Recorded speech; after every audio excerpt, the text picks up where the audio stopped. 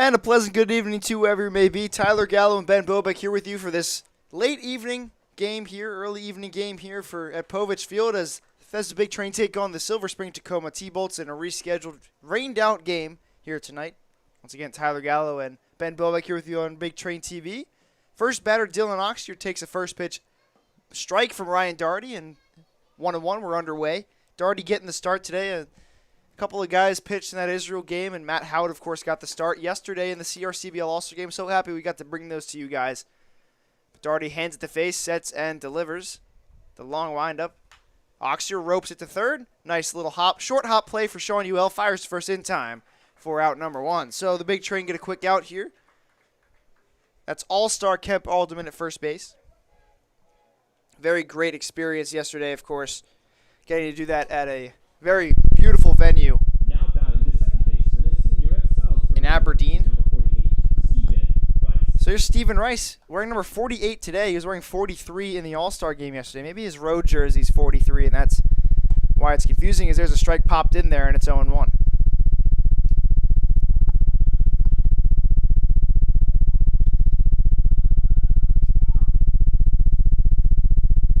So a ball has come out of the bullpen and onto the field, which is why you see Jack Cohn ambling across the diamond. Go over to get to it. After a momentary delay, we'll things up one more time. All-Star Stephen Rice. Yesterday got the start. Plethora of T-Bolt pitchers. That's out as well. Here's the 0-1 from Daugherty. Rice rips it into deep left center field. Cohn going back though onto the warning track and leaps up against the wall and makes the catch for out number two. So Jack Cohn ranges back a little bit for that one, and Rice is retired for out number two. Loud F7, and here comes Connor Palmera. Palmera out of the University of Hawaii. A couple of guys from Hawaii on this team as well. Nigel Calderon, the five-hole hitter as well as from Hawaii. Whoa, way inside, nearly hit Palmera, but instead slams into the backstop, and it's 1-0.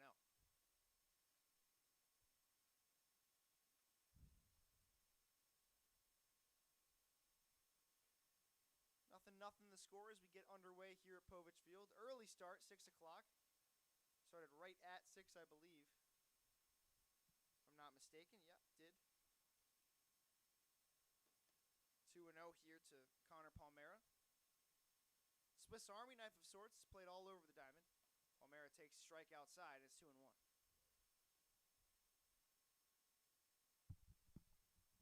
Connor Palmera, of course, this season has had his way with Big Train pitching.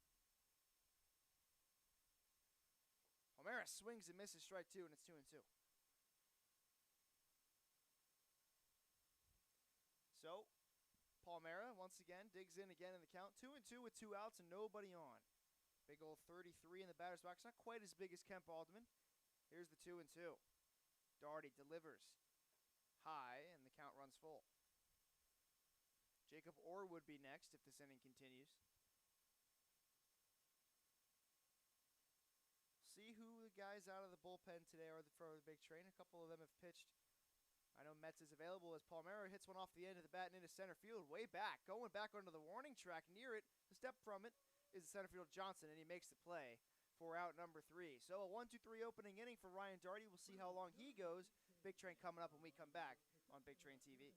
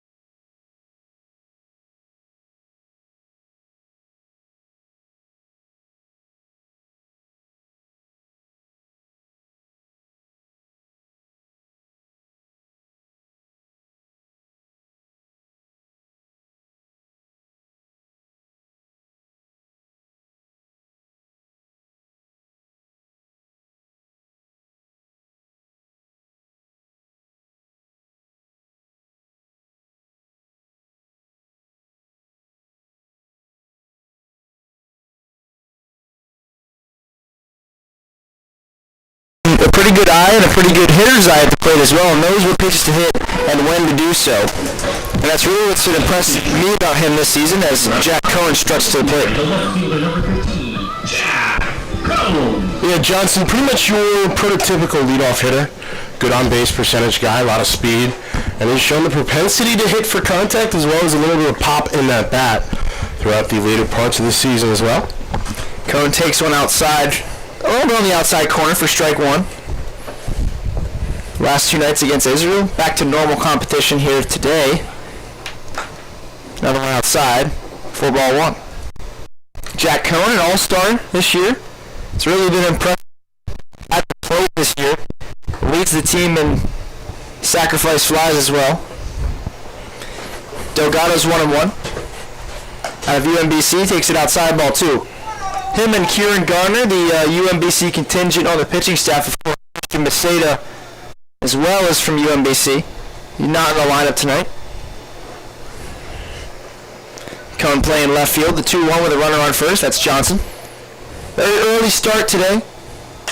Cohen lifts one foul down the left field side, hoping for a play as the third baseman over, but it's going to go out of play. And strike 2. Yeah, Garner, as you mentioned, also out of UMBC, one of the all-star representatives for Silver Spring-Takoma last night. A few of T-Bolt's pitching staff made the trip up to Aberdeen. Pitching staff as a whole last night was impressive. Absolutely. I mean, holding the Olympic team to just 3 runs on 4 hits. There goes Johnson. Cohen taps it foul, and Johnson will have to circle back around and head back to first base. Just a tremendous experience altogether. It really was. It was a good game to be a part of as well. Just to watch all of it unfold in front of us. Watching unfold a 2-2 offering from Gabe Delgado is Jack Cohen. Here's the pitch. Cohen again strikes one foul down the left field side. Towards the tennis courts in that region of Cabin John Park.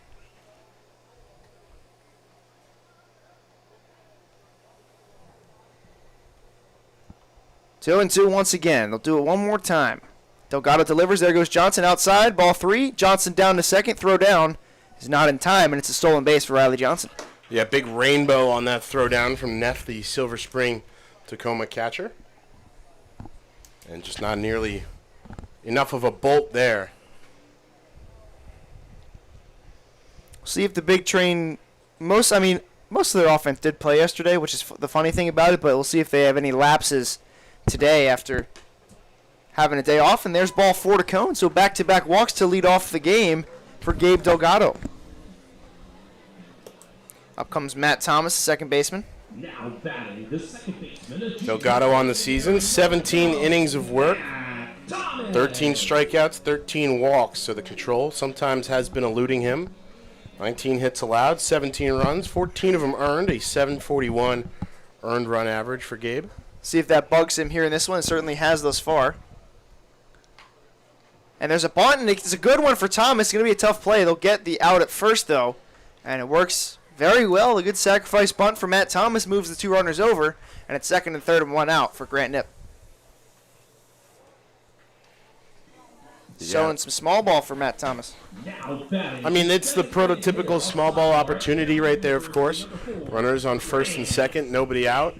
You'll take that first out any day of the week to get the 2 runners into scoring position, especially early on in the game here in the first inning. Sears. And especially with a guy who's been seeing the ball as well as Grant Knipp has over the last few weeks. Ball gets away from the catcher, Neff, flip to the plate, and Johnson will come in with the game's first run. So it's 1-0 big train on a wild pitch there, I guess, from Gabe Delgado. I was just about to say, Grant Knipp hoping that he could still keep hitting against Israel. But maybe these jerseys remind him a little bit of them, as they are blue. Similar color to Israel. Yeah, we mentioned that last night, of course. Silver Spring-Takoma, the only Ripken League representatives not wearing their away uniforms, as we see pretty clearly here. Would have been a little too confusing as that one's going to run up, and Grant Knipp not going to get the chance to extend that hitting streak here in the first inning. Yeah, hit by pitch already, and it's first and third with just 1 out. And up comes Kemp Alderman. not going to get a big reaction from the stands. There's not too many people here today. Yeah, quiet night, rain delay from last week, and but they're getting into the baby shark at least. Yeah, fans do still enjoy it if you're going to be in this region of the country after what happened in 2019.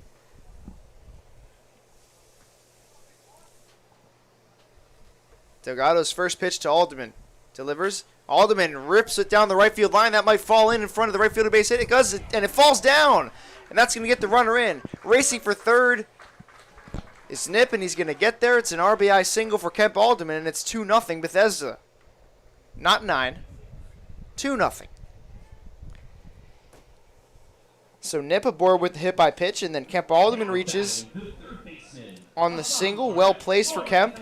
And it's another RBI to add to his team leading 42, I think it is. Yeah, Kemp Alderman just absolutely keeping the train moving.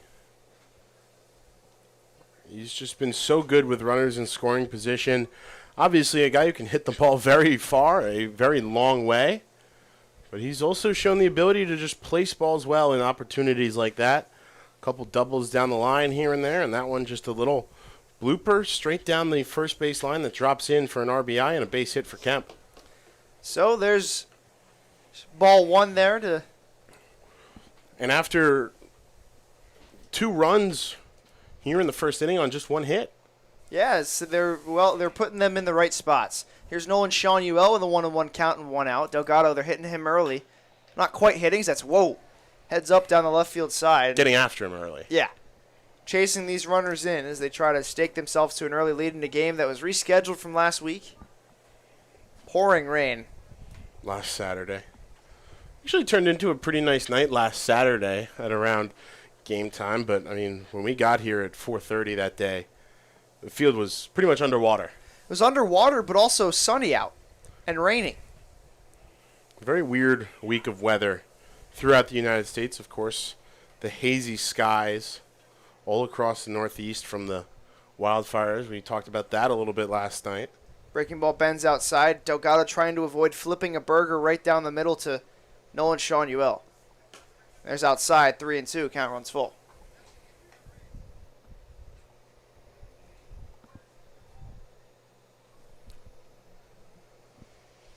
Shanuel, not an all-star this year, but a guy that has been an all-star for this team, at least.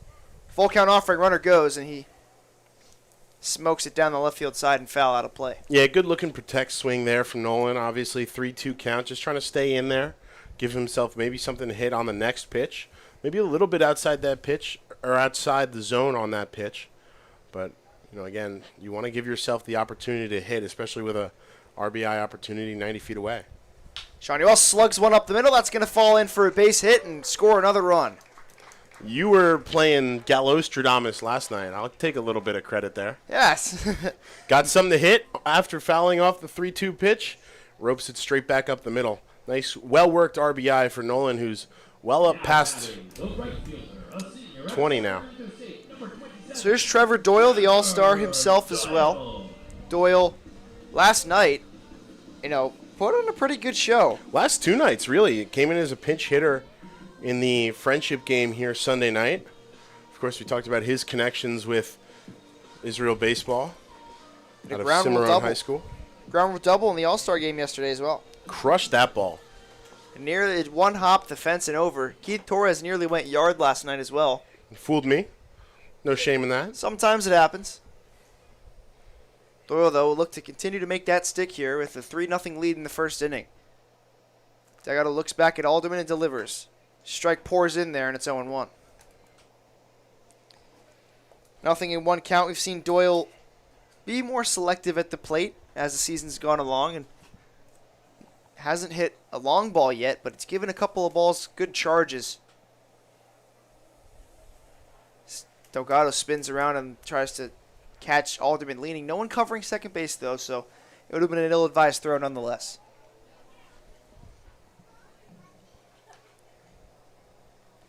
Oh, and 1 once again. Delgado making sure that Alderman stays put. Outside half. outside third of the plate, and it's 1-1.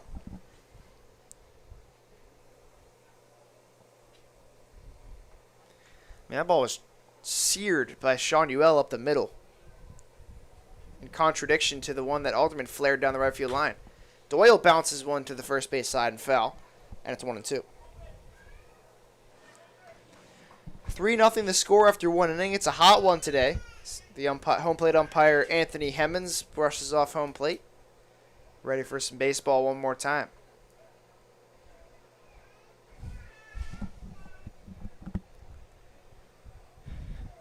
Trevor Doyle, Sacramento State Hornet.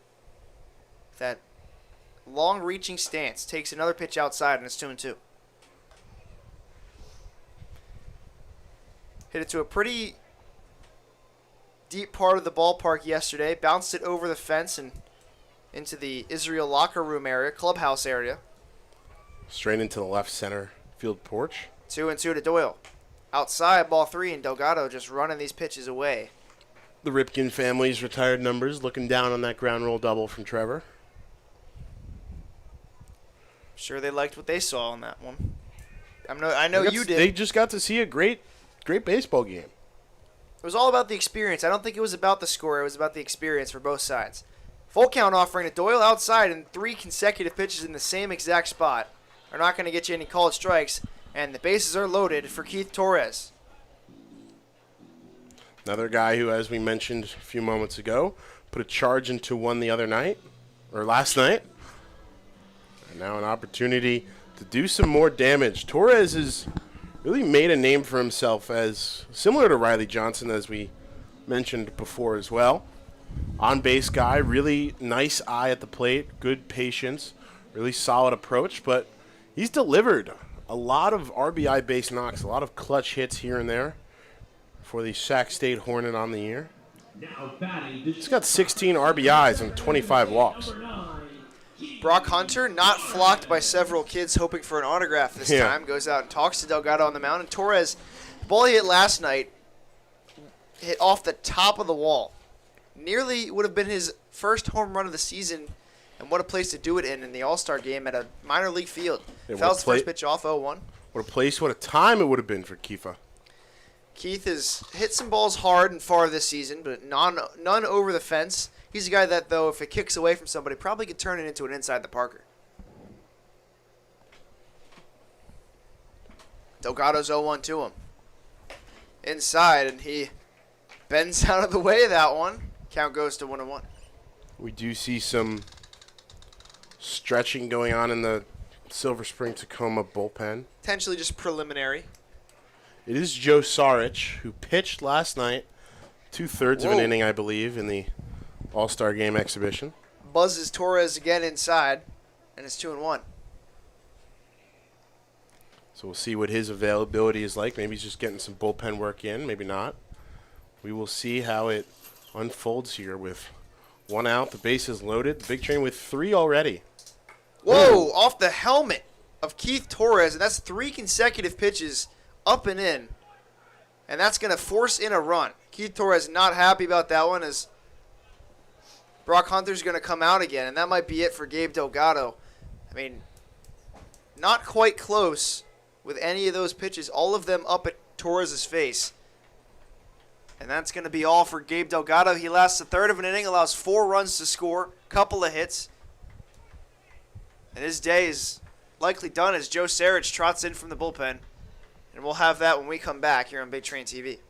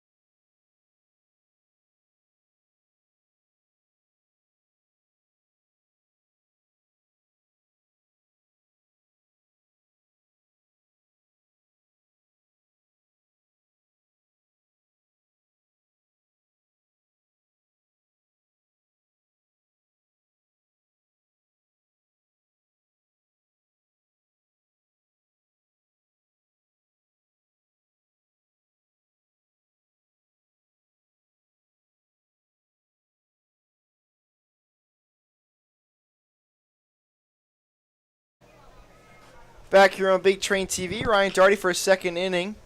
He's on the mound as that's fouled off by the leadoff hitter, Jacob Orr. He's got a 2-2 count here in the top of the second.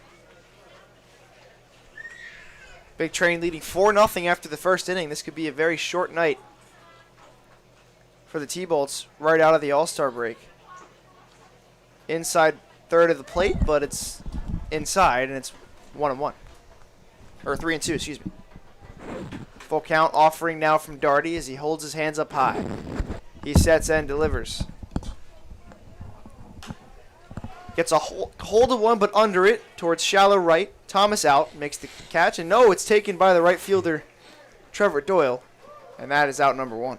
Good-natured fun there to be had between the two teammates. Sure they had more communication than we could hear. Yeah, I'm sure they were planning that all along. Nigel Calderon stands in at the plate, kicks the dirt around, and another Hawaiian on this team. So of the sparse fans in attendance here, we have a nice crying baby. It's always fun to enjoy. Especially on an airplane. Especially at a ball game as well. Calderon takes that one that skipped in the dirt and hit his foot and went to the backstop. It's 1-0. Jason Neff, the catcher on deck. That's up high, ball 2.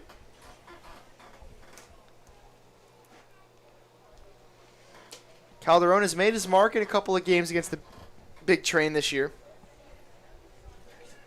2-0. Outside, 3-0. Doherty just trying to find the zone here. Doherty's been a really efficient pitcher through one inning. But sometimes when he gets past, So there's a strike. Gets that one in can there. get a little laborious for him. And so it's good to see him just trying to work through things. Try to get back to the zone and just do the simple things right. 3-1 now to Calderon. In there for strike 2. Darty's battled back. What a job this would be if he could get the K. Payoff pitch now from Darty. Shakes off the first sign, gets the second. Here's the pitch. Up high, ball 4, and that's the first base runner of today for Silver Spring. So on with a 1-out walk is Nigel Calderon, and up struts Jason Neff. Now batting the catcher, a freshman at the University of Richmond, number 8, Jason. Barnett, Martin, and Cordell round out the bottom half of the order. See if Sarich is on for another inning. I would assume so. She pitched 2/3 of an inning yesterday in the All-Star game. Yeah, and only threw 3 pitches. If you're going to, burn his arm to warm him up, you might as well try and get at least another full inning out of him. Absolutely. 0-1 is a big, hefty cut and a miss there from Neff, and it's 0-1 with Calderon on first. We'll see if he's going. He's not going. Bounce to third. Sean Newell fields it on a hop, bobbles it. Has enough time to recover and fire to first in time for out number 2. Yeah, that's a really good play by Nolan. Obviously, not fielded the cleanest, but didn't rush the throw. Just made sure he collected himself, set his feet, and fired over to Kemp in time to get the first out. Sacrifice. That's how you recover from a little bit of a fielding issue. Devin Barnett, the long righty, the long lefty in the batter's box. Long and lean. Made to look even longer by the piping on his baseball pants. It's taken outside ball 1. Barnett out of VCU. Not wearing VCU pants per se. Could be. It might be. They're yellow and black. Calderon fakes like he's going and just stops, and there's strike 1 to Devin Barnett. The crowd has filed in a little bit here as the game's gone along. Still not as much as you would see. I mean, we're used to big crowds from the last 2 nights. Nearly doubling the general output that we always see at Povich Field. So there's a throw down to third base. It goes into left field. And Calderon's going to round third and head to the plate. The throw is just short-armed right to Sean Newell back at third. And a poor throw by Danny Neary behind the dish allows the first Silver Spring run to come in. So it's 4-1 now. 2-1 count to Devin Barnett on the E2, most likely. So that was a poor throw from Danny Neary. We've seen Neary, though, have a very good arm all season long. So a run without a hit As Barnett takes ball 3, and it's 3-1. Zach Martin in the on-deck circle. Not of Sweet Life fame. I was just going to say. Be sick, Wonder though. if Cody's in the crowd. Barnett smashes one down the right field side. That's a fair ball going into the corner, and he can run for a little bit. Fielding it out of the corner is Doyle. He'll get it and fire it in. Barnett rounding second, heading for third. The throw's in the infield. Thomas didn't know about it, and getting into third is Barnett, and he's safe. So Matt Thomas just stopped. Didn't pay attention to Barnett rounding third, or rounding second, heading to third, and it's the first hit of the ball game, and it's going to be a triple, I think, for Devin Barnett into that corner. Yeah, and Barnett with those long legs, as we talked about, lanky frame on the designated hitter tonight, just never broke stride, just kept him churning all the way around second base, never gave up a step. So a rushed judgment call there from Matt Thomas, who assumed he probably stopped at second and cost him an extra base. Darty, though, with 2 outs for Zach Martin. Here's the pitch. Martin takes first pitch inside. Checked his swing, but definitely didn't go around. It's 1-0. And I think as the pitcher here, you can't really worry about the runner on third base. You've already seen one come home to score on something out of your control. And I don't think he's going to worry too much about this one. Popped way up in the infield. Torres says he's got it under it and makes the catch. You just got to go out there and do your job, get the third out, which Ryan Doherty does right there. Out number 3 for Torres. Big Train coming up when we come back on Big Train TV. We got the middle of the order. Jack Cohn, Matt Thomas, and Grant Knipp.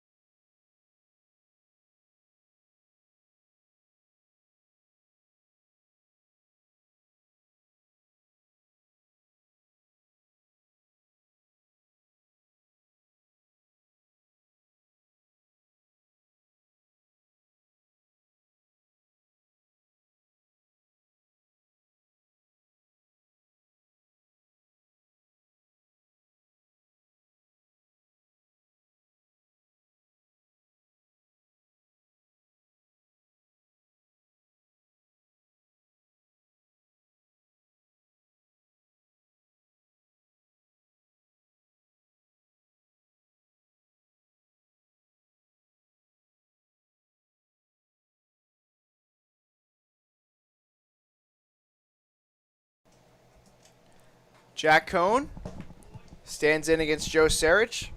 They were buddies yesterday at the All-Star game, and now they're facing off against each other the next day. Left fielder tonight is Cohn.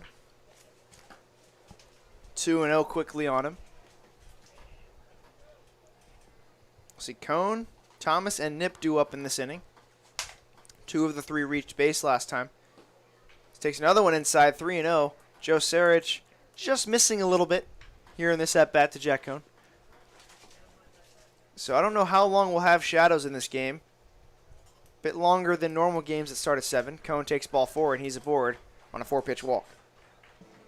So that's his second walk of the day, and up comes Matt Thomas.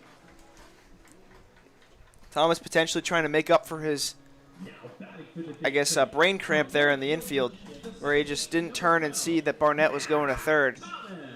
But it's also on his buddies in the field for not telling him, hey. Yeah, communication just not as crisp as you'd like to see there. You'd expect to hear maybe a 3-3-3, something of that like. Yeah. Letting him know that. I mean, it seemed pretty clear, especially from our vantage point up there. Thomas obviously with his back slightly turned, looking for the cutoff throw from Doyle.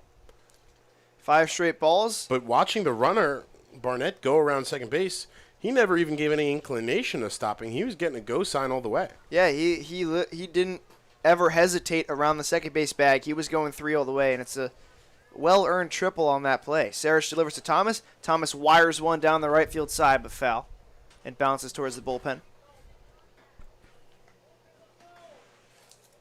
You can string together a couple of base runners and make this Assistant coach for Silver Spring-Takoma. Bullpen, let's go. Don't just look at it as Tommy Dunleavy looks like he's going out Dunleavy there has to to get it. run all the way down to the bullpen. And Another one of the 5 All-Stars out of that pitching staff is 2-2. Dunleavy can play anywhere, though. giving we've his seen. bullpen a sarcastic wave. Thanks, guys. Lots of communication issues across the board. 2-2 to Matt Thomas. Takes ball 3 down low. Good Count take runs there. full. Spits on that ball. I don't know if we've seen this bat from Matt before, too. Maybe trying to switch it up. He has struck out a couple of times recently, especially against Israel. So we'll Maybe see. just ran out of bats. Potentially. Snapped a couple. A white one. Payoff pitch, outside ball 4, and it's back-to-back waltz to lead off the second. And Grant Knipp up to the plate. Sarich yesterday pitched in the All-Star game. I don't recall when. I think it was in the 5th or 6th I think inning. he was the bridge from the 5th to the 6th. So I think they brought him in with 1 out, And got a- or with 2 outs in the 5th. He pitched 1/3 of an inning there, and then the first 2/3 of the 6th before being relieved by his teammate, Kieran Garner. Got a pair of ground balls in that one after a line-out double play. We've seen Sarich start a couple times against the big train this year as well. No one more 8 than appearances, 3 of them starts. none of them more than James Springer. 1-0 to Knipp. He rips it to center field, but right to the center fielder Calderon. Tagging at second is Cone. The throw comes in. It's a good one, and it is a little bit late, and Cone gets in there at third. Yeah, So it's- close on the slide, too. Head first in from Cone and just maybe overslid a little bit, but able to keep the foot on the base there and avoid being tagged out after the play. Sacrifice fly there for Grant Knipp. Sure what coach was talking about out of the dugout. Yeah, but a nice piece of contact there from Grant. Obviously, as we talked about before, seeing the ball really well, got a hold of that one and hit it pretty hard, just straight at Calderon in center field. Alderman up to the dish now. Laced the ball right to the third baseman for his first AB, and he cues that one to short. It's bobbled by the shortstop Oxier, and he's going to have no play, and that's going to get a run in. So that's an E6 all the way, and a runner comes home to score. It's 5-1 Big Train. And that's where the sacrifice fly from Grant Knipp comes in huge there. Obviously, not only did it open up second base, because it might have been a much easier opportunity to get 2 there with Cone heading to third. Instead, Cone standing on third and able to trot home on the ground ball the whole way. Didn't have to hesitate at all. Sean Uell with first and second. Good pitch there from Sarich. Goes in there for a strike. 0-1. Runs in consecutive innings for the Big Train. It's a bit hazy out today. That's due to some wildfires. Everybody stay safe out there. Sean Uell slugs one to deep center field. Going back is Calderon on the warning track at the wall. It's off the top of the fence and bounces away. Coming in to score is Thomas. Heading to third is Alderman. And into second with a stand-up double is Nolan Sean Uell to the deepest part of the ballpark. Sean Uell back-to-back RBIs through 2 innings as he strokes that one off the batter's eye in center. Hard hit baseball the whole way. Might have had a chance at him at second, but Stephen Rice, the cutoff man, out just beyond the outfield grass where it started, and not able to get anywhere close to a tag. Sean Uell stands up safe with a nice RBI double. Trevor Doyle, native of the Sin City, up to the plate now. Ball was hit a long, long way to center field. Second and third now. Doyle takes first pitch strike from Sarich. So Sarich got 2 very quick outs to end that bases loaded opportunity for the Big Train in the bottom of the first, but now giving up some contact here in the second. Maybe that arm is a little bit tired after trekking up to Aberdeen and pitching last night. Back to work in an early evening game here. 2 consecutive 6 p.m. start times. First time we've had that all season. Doubleheader kicking off tomorrow at 4:30 at home against the DC Grays. I have a lot of great stuff for you all day tomorrow. 0-2 to him. Doyle fights one off down the left field line and out of play towards the Big Train bullpen near the tennis courts. And I'll do it one more time.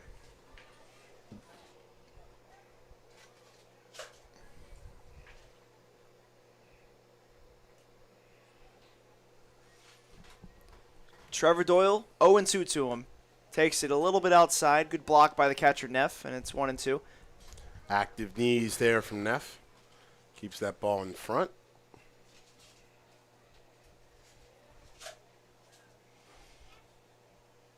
We've been waiting for Doyle to hit one over the fence all year long. He seems like the guy that could do that with ease. Home run cut there, instead comes up empty.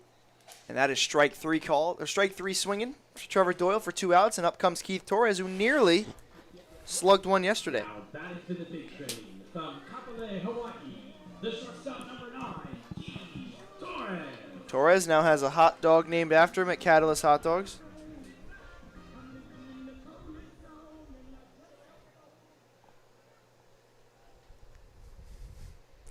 First pitch to Torres, again inside as he was hit in the helmet his last time up.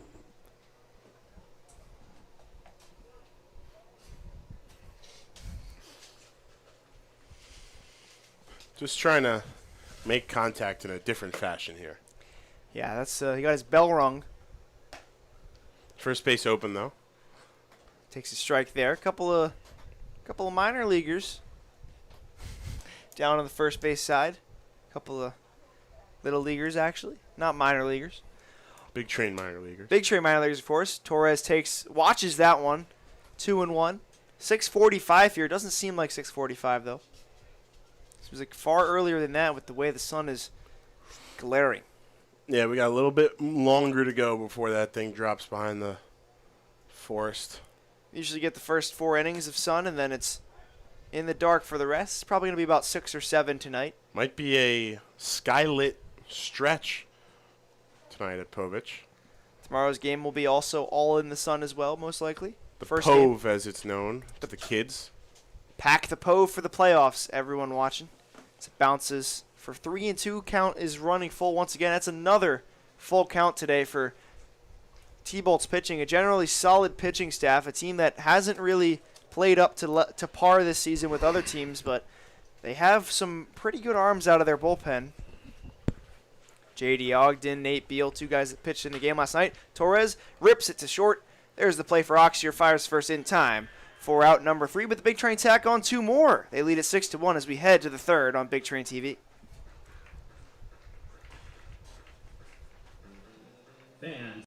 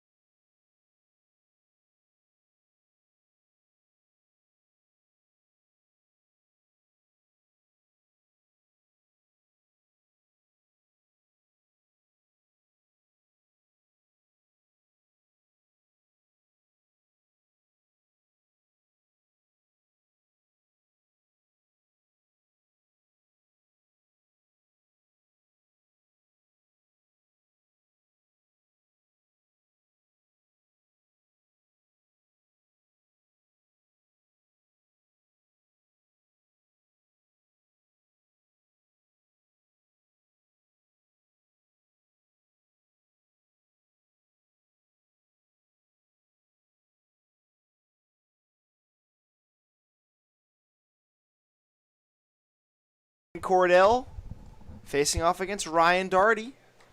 Daugherty in his third inning looked pretty solid through the first two. Does have one run to his ledger, but one that probably could have been avoided. Only one hit allowed. It was a triple with 2 outs. I'm just surprised Barnett went for 3 because you don't want to make the last out at third. Up the middle, Torres to his right, fields it, fires, not in time. Can't get the speedy runner there as Cordell. also gets away. Yeah, Cordell reaches, single all the way. Cordell is moving down the line. I mean, he's a guy we've seen a couple times. One of those depth outfielders. Not a guy who plays every time the T-bolts come up like a Connor Palmera or Dylan Oxier. But he was absolutely hustling, burning down the first base line. A well-earned single there. So I'm thinking they maybe gave just a straight double to Devin Barnett last inning and an error on Matt Thomas for allowing him to get to third. Well, no, because the error was on the throw by Neri behind the dish. Oh, okay. Because there is one error on the board. You're right about that. Lifted into left field. Cone coming on. He reaches down and makes a great catch. Picks it off on a line, and that's out number 1. Good play there for Jack Cone as he runs a long way to get to that one, playing a little bit back and comes in and nearly. That's a shoestring catch there for Jack Cone. Not a great look at it from how far back we are, but my guess is a little bit of a snow cone there for Jack Cone. And that thing was just a little flare off the end of the bat for Oxier. Nearly dropped in for a single to move Cordell probably over to third at that point. To center field and deep. Back goes Johnson, and he makes the catch for out number 2. A very long and loud fly ball for all-star Stephen Rice, and he has flown out to left, flown out to center. Let's see if he flies out to right his third time up. Anyways, here's Connor Palmera. Now batting from Kahului, Hawaii, the first baseman, number 33, Connor Palmera. Palmera, his first time up. Flew out to center. Off the end of the bat. One-handed swing. Didn't really put a good handle on it. But we do know that he is a guy who can absolutely put a charge into a baseball when he's at the dish. Daugherty takes there. A good pitch. Strike 1. 0-1 here to Palmera.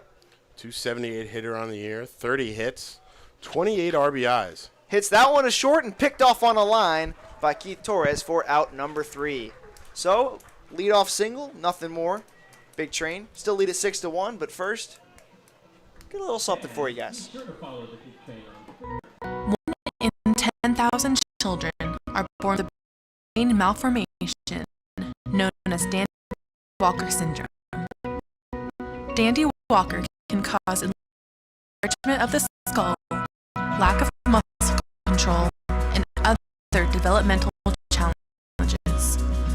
More research is needed, but we do know that early therapy helps many live healthier, fuller lives.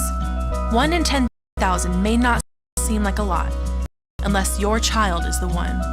Learn more, find help, and help others. Visit dandy-walker.org.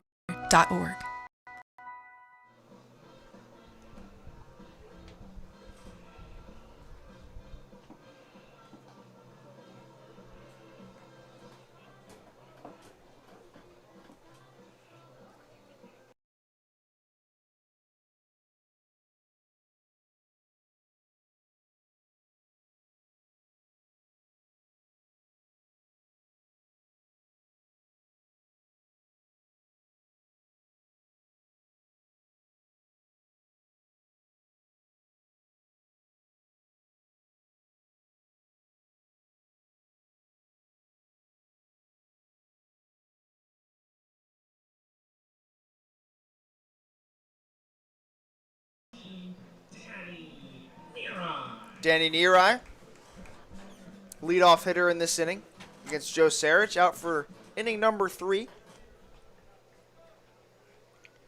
Inning number 2 on his line, though. Third inning of work.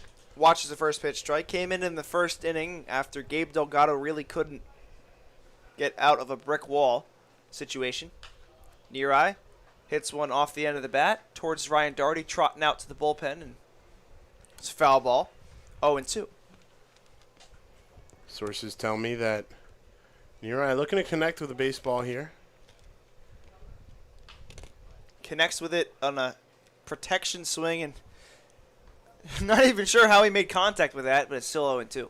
Yeah, well, we saw how it paid off for Nolan Shanuel a couple innings ago. A little two-swing, stay-alive swing.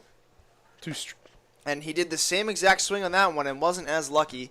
Strikes out for out number 1. Yeah, nice off-speed pitch there from Saric. Knew that if he could put it a little bit outside, Neri looking to protect, might go around on it, and got him to go. Neri set down.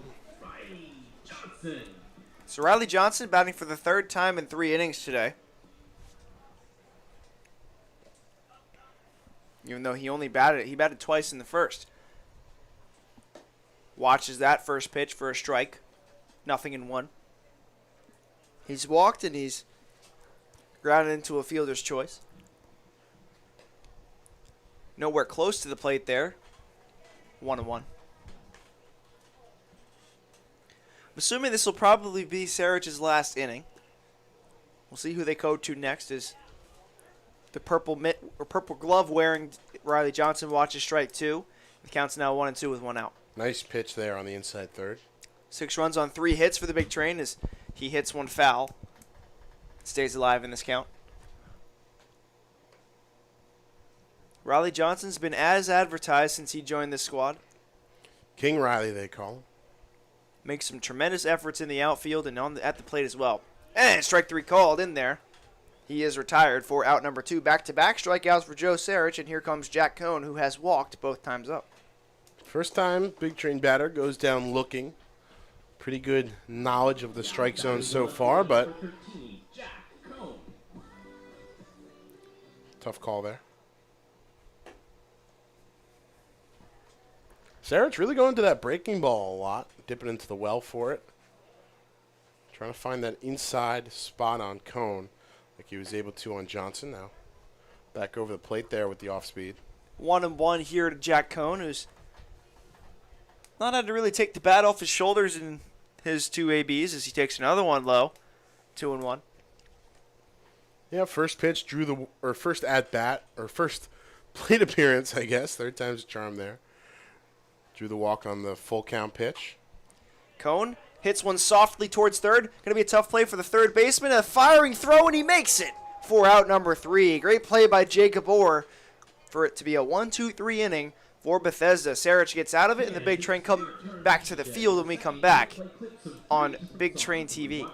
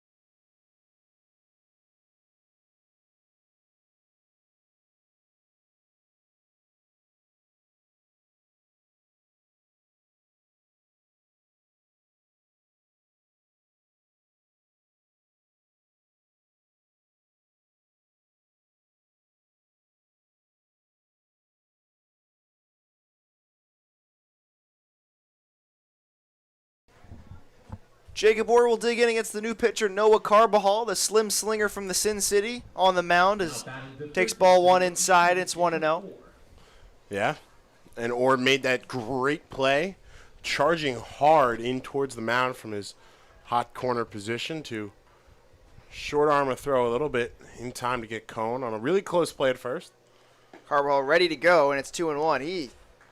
This is a tough little dribbler off the bat of Jack Cone. Yeah, Kind of in no man's land. Pitcher didn't have a great look at it. Shortstop definitely didn't have it. 2-1, bounce towards the same spot, but harder. And Torres, the long throw to first is dug out and scooped by Kemp Alderman for out number 1. Tremendous scoop there from Alderman.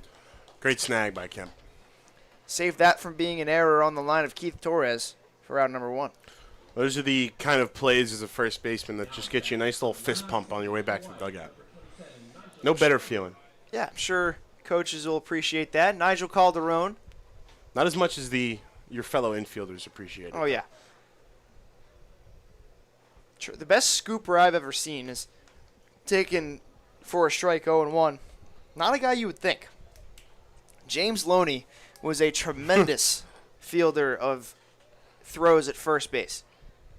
Everything else, when he was on the Mets, that's bounced slowly to short. Calderon, the fast runner, is thrown out in time. And it's back-to-back 6-3 putouts to start things off in the third. Yeah, the wheels were greased there for Calderon. Again, flying down. Nice job there by Torres of charging that baseball, shortening his throw a little bit to make sure he got Calderon at first base in time for out number 2. And James Loney made one game-ending scoop that might have been the best first baseman catch I've ever seen. So it was a bad throw, I think, from Darno on a strike 3 for 2 outs as Carball throws the first pitch. Nice. Good breaking ball from Culverhall there as Neff really just was frozen on it. And he reached out to grab it, dragged his foot across the top of the bag as he made the catch, and stayed on the bag. It was just great. His swing and a miss coming up empty once again, strike 2. Carball's ready to go. Won't slow him down or break his stride. 0-2 offering fouled off towards the pavilion, and it's still 0-2. 6 games on the year for Carbajal. 2 starts, 19 innings, 19 hits. He gets him strike 3, and what an inning for Noah Carbajal. 1-2-3, and we'll head to the bottom of the 4th when we come back.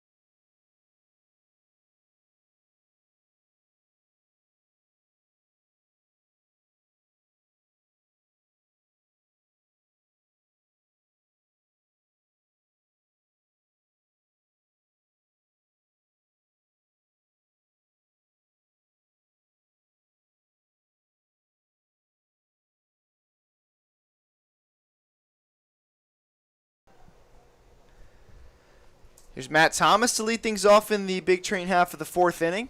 They lead it 6-1 as we stand right now.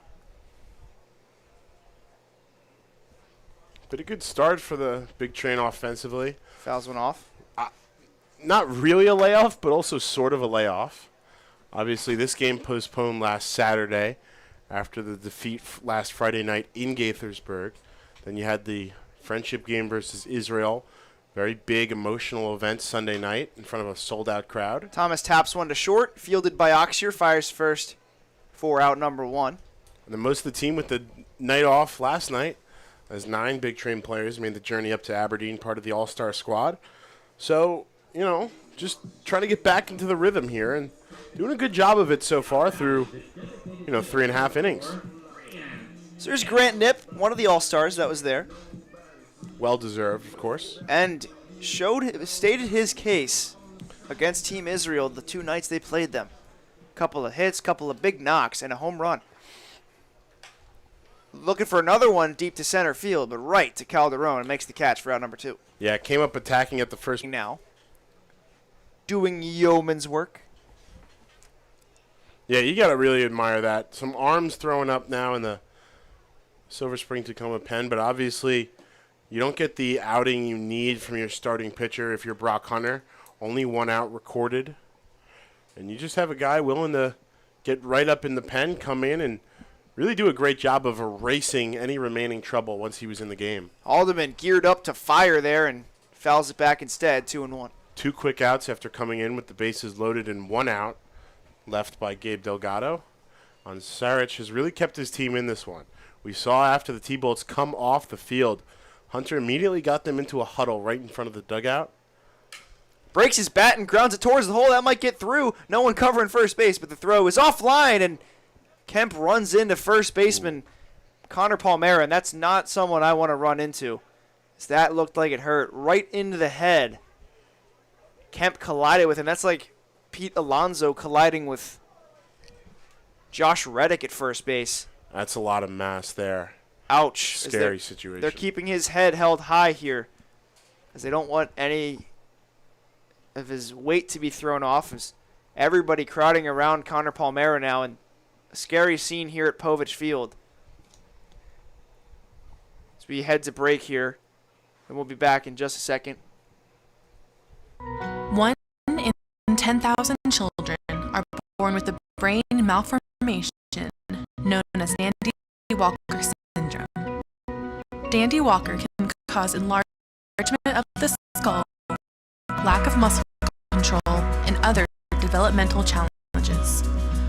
More research is needed, but we do know that early therapy helps many live healthier, fuller lives. 1 in 10,000 may not seem like a lot, unless your child is the one. Learn more, find help, and help others.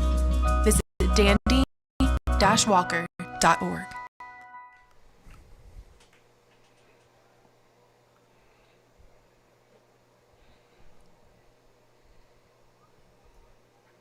Give it a second, wait till he gets off the field.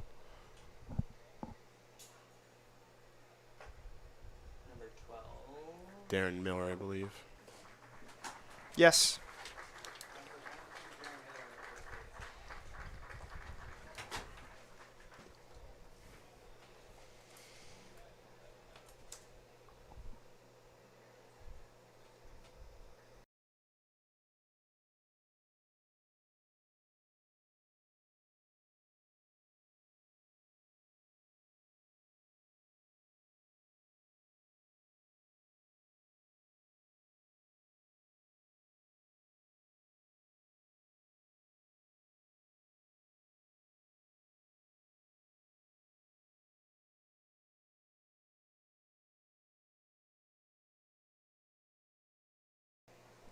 So we're back here on Big Train TV, and certainly some concern for Connor Palmera. He did get up and off the field on his own power. Darren Miller in at first base. Sean Uell at this, he takes first pitch ball, but really a scary scene. Kemp Alderman, I mean, that's basically a big train going down the first base line and colliding with the head of Connor Palmera, and we hope he's all right. He's now out of the game. Yeah, really tough coming together. Darren Miller out of Millersville University will come in as the utility man. Some man first base. As you said, Palmera just able to walk off on his own power, being attended to by Dr. Christie. It's 3-0 here to Nolan Sean Uell. Definitely don't ever want to wish that on anyone. as he was down in a heap for a little bit, but back up and off the field. So at least that's there. As Sean Newell takes ball forward, and he is aboard with 2 outs for Trevor Doyle. Yeah, and a tough spot there for Sarich, really. You're finally able to, you're working through kind of the end of your outing probably here as we're getting into it. And you're into a little bit of a rhythm, and it just all gets knocked off there, and no warm-up pitches. Just trying to find your rhythm again, and 4-pitch walk to Sean Newell's not going to help. Just past the 7 o'clock hour here at the Pove. Trevor Doyle up to the plate. 6-1 the score. Runner on first is Sean Newell. Second is Alderman. Here's the pitch to Doyle. And he's hit by the pitch, and that looked painful, and he's clutching his shoulder as he heads down to first base. And the bases are loaded for Keith Torres. So a painful first couple of innings for both sides. And that might be it for Joe Sarich. We'll see if they send anybody in from the bullpen as Brock Hunter goes out there to talk on the mound. Good friend of the show, Sean Colkin up there warming, the righty. Brock Hunter was entrusted with all the pitching moves yesterday. Well, I don't know if that was necessarily his job or it's just all the pitchers that came in and out or from the T-Bolt. So just, send their own coach to the mound to do the job. They were just trying to stalling a little bit. Colkin was up and lightly throwing before, but was sat down. Now back up and throwing rapidly. Hunter will look to get him warm as quick as possible. Kindly reminded by Anthony Hemmons, the blue behind home plate, that is indeed his second mound visit. So here's Keith Torres up to the plate. The 6-1 score on the bases loaded. Keith Torres, an all-star in his own right. So we reminisce on the game last night. It's a fun time being at the home of the Aberdeen Ironbirds. Really nice facility nonetheless. First pitch to Torres. Ripped down the left field line into the corner. That is off the wall and bouncing into play. That might clear the bases. Torres heading for second. Stopping at third is Trevor Doyle, and it's a 2-run double for Keith Torres. So really putting some mustard on the ball is Keith Torres lately, and he drives in a couple of runs, much like on his hot dog. Actually, no mustard on his hot dog. Well, sorry. Only pineapple, crispy Spam, and teriyaki sauce. Brock Hunter staying in the dugout for now. So a big 2-run double. It's 8-1. Here's Danny Neareye, the catcher. Struck out and lined out his 2 times up. Runner on second is Torres. Runner at third is Trevor Doyle. Taken outside for ball 1. 8 runs in the first 4 innings for Big Train, averaging about 2 runs an inning. Quick math. Quick maths. Doyle fights it off and fouls it out of play. Really doing some one-hand swings. And speaking of hot dogs, Ben, what do you got for us? Yeah, of course. You mentioned the Kifa down there at Catalyst Hot Dogs behind the third base grandstand. But tomorrow, National Hot Dog Day, and we're excited to partner with Catalyst and Rosita Farms, their provider, for a brand new event here at Povich Field. Neareye off the end of the bat. We'll get to the rest of that later as that's popped up to short and caught by Oxier. So that'll end things here in the inning. Ben, if you want to finish that off here, and then we'll send it to break. Yeah, of course. Our staff and volunteers, us here with Big Train TV, our operations interns, and more, going to be eating hot dogs throughout the doubleheader versus the DC Grays tomorrow. And we're asking you, our fans and supporters, to pledge money for each hot dog eaten. We're trying to reach 100, and all the proceeds will go towards Mana Food Center to help fight food insecurity here in Montgomery County. Stop by the table on our concourse tomorrow to learn more here at Povich Field and help make a difference. Again, pledge money for each hot dog eaten by Big Train staff to help fight food insecurity with the Mana Food Center. You can visit Big Train TV, or we'll be talking you through it tomorrow. Find us on Twitter and Instagram for more info on that as it comes tomorrow. For now, we'll take a break and head to the top of the 5th here on Big Train TV.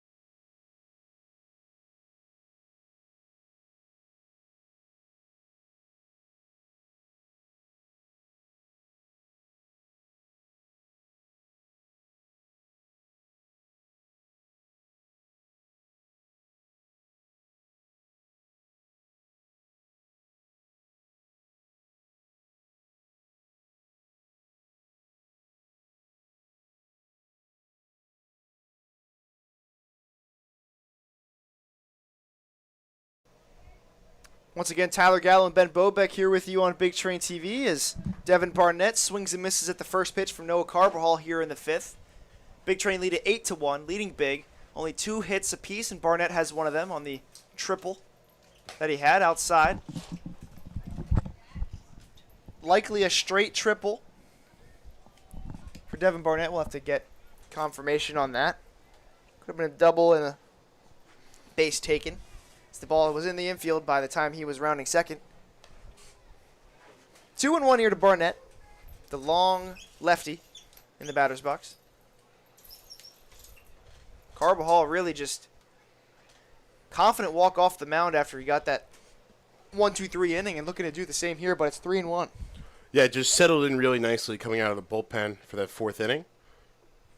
Looking for more of the same here in the 5th. Strike 2, and the count runs full. Carbajal, when he gets 2 strike counts, more often than not, he'll sizzle a strike in there to get you going. Yeah, so deadly with that breaking ball that we saw to get 3 pitches by Neff. Full count, up high, ball 4. So, in this situation, the dice were not in his favor. As you roll the dice in Las Vegas, the house always wins. Leadoff walk for Devin Barnett, and up comes Now batting the right fielder, number 17, Zach. Zach Martin. A couple of runners left on base. We've seen so many runners left on base for the Big Train this season. At this point, it's getting old to talk about it. Yeah, by the way, just double-checked. Indeed, a straight triple for Barnett, who leads off first now with that pretty standard stepwise lead from first base. But, you know, when you're as gifted height-wise as he is, just makes it a little bit more as he goes into that secondary. A little skinnier strike zone for Devin Barnett, of course. Inside and low, ball 1, 1-1. That's how Barnett it is with at some of 6'5", 212, but he makes the 212 look skinny. the really just impressive plate discipline on that one to not go after the high fastball. 1-1 to from Noah Carbajal. Barnett not going and fouled off, and it's 1-2.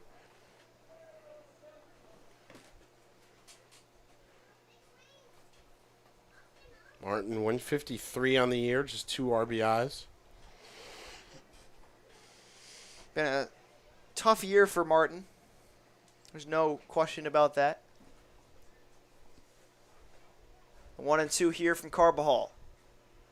Delivers. Bounce up the middle. Torres steps on second for 1. Could go to first, and it is 2. A double play.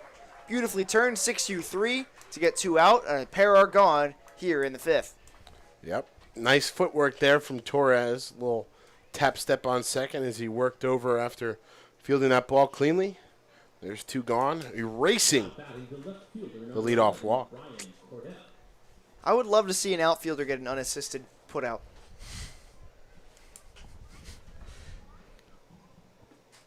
You could.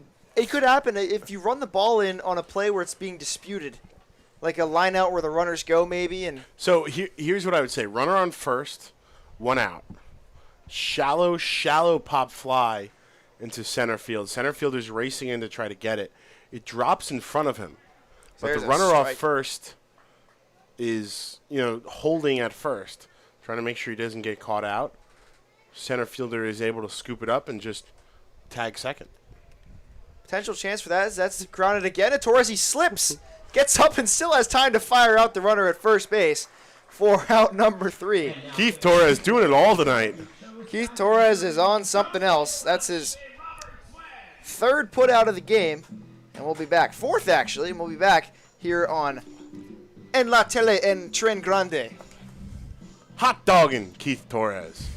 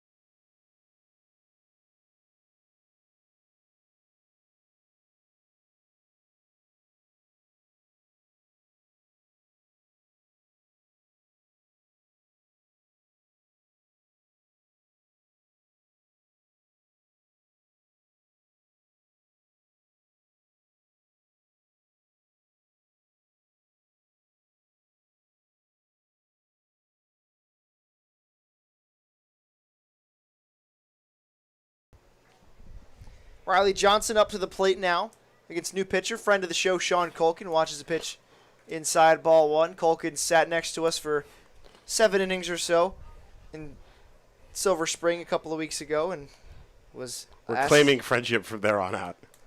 asked to not use the radar apparatus he was using. I won't call it a gun because it wasn't technically a gun.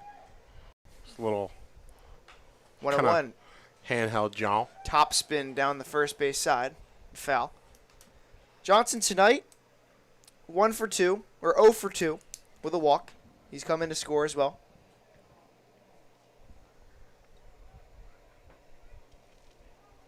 Take some stock in the fact that he can get on base any way possible.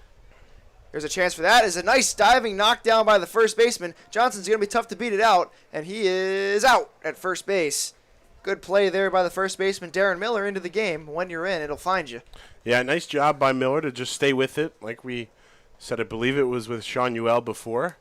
Not quite fielded as smoothly as he would have liked, but able to stay on top of it, barehand the ball, and flip it over to his pitcher, charging hard, using all of that 6'1" frame, Sean Culkin, to get that foot down on the bag before Johnson. Final line on Sarich, by the way, 3 2/3 innings. 3 hits, 4 runs, all of them earned. 3 strikeouts and 3 walks apiece. But more importantly, just steadied the game for the Silver Spring-Takoma pitching staff. And it looked like it could have gotten out of hand very early there in the first inning. Of course, came in with 1 out and the bases loaded. Got 2 quick ones to stem the bleeding. 2-0 now to Jack Cohn. He's got a lot of space up the middle. Tries to act like it was inside, but that's a strike, and it's 2-1.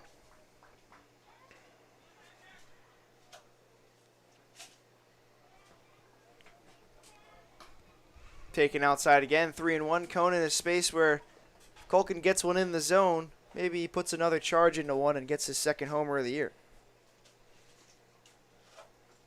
3-1 now to Cohn from Culkin. Scoops one to the right side, and that's a base hit for Jack Cohn, so not the home run I was saying, but a base hit nonetheless. Yeah, he'll take it regardless. He is aboard. I'm sure he's much happier with a base hit. Nice little pull through the first and second baseman. Straight into the outfield grass, and man aboard here with 1 out for Matt Thomas. Matt Thomas has walked. Came around to score as well. In that scenario, he's grounded out a couple times. Sacrifice ground out, so he is 0 for 1. In our book, at least. First pitch from Culkin right down Broadway, and it's 0-1.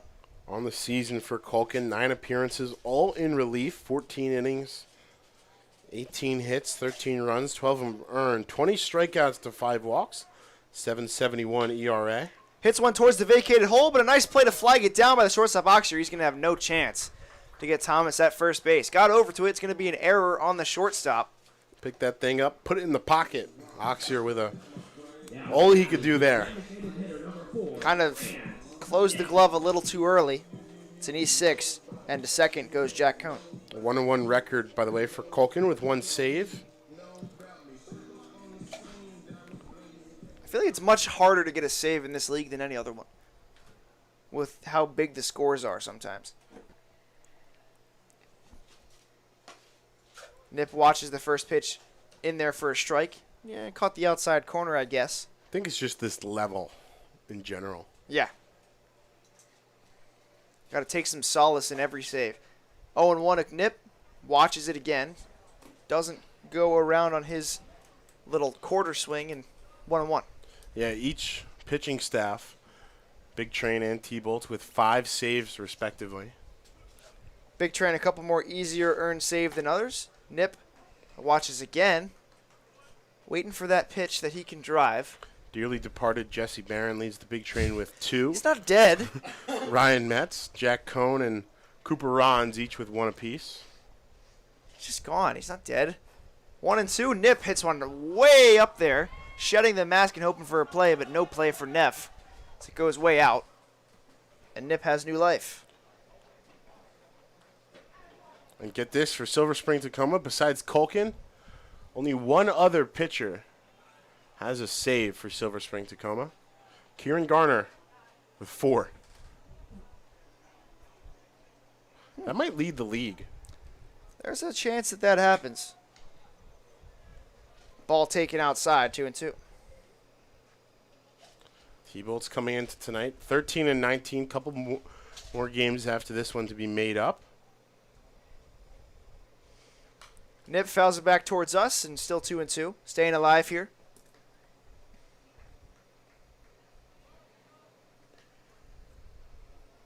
Golden hour here at Povich Field. Sun's in that crimson area of the sky. 2-2 again from Colkin. The three-quarters delivery fouled off one more time. Sidearm, I guess. That's more sidearm than three-quarters. Very less egregious than Alex Claudio, but similar to his. He's really the only sidearmer I can think of right now. Always the one I can think of. How about just Sean Colkin?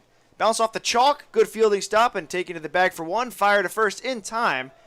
And it's a very interestingly turned double play by the third baseman, Jacob Orr. 5U3. 2 are retired, and the big trainer silenced here at Povich Field. We head to the top of the 6th, and La Tele en Tren Grande.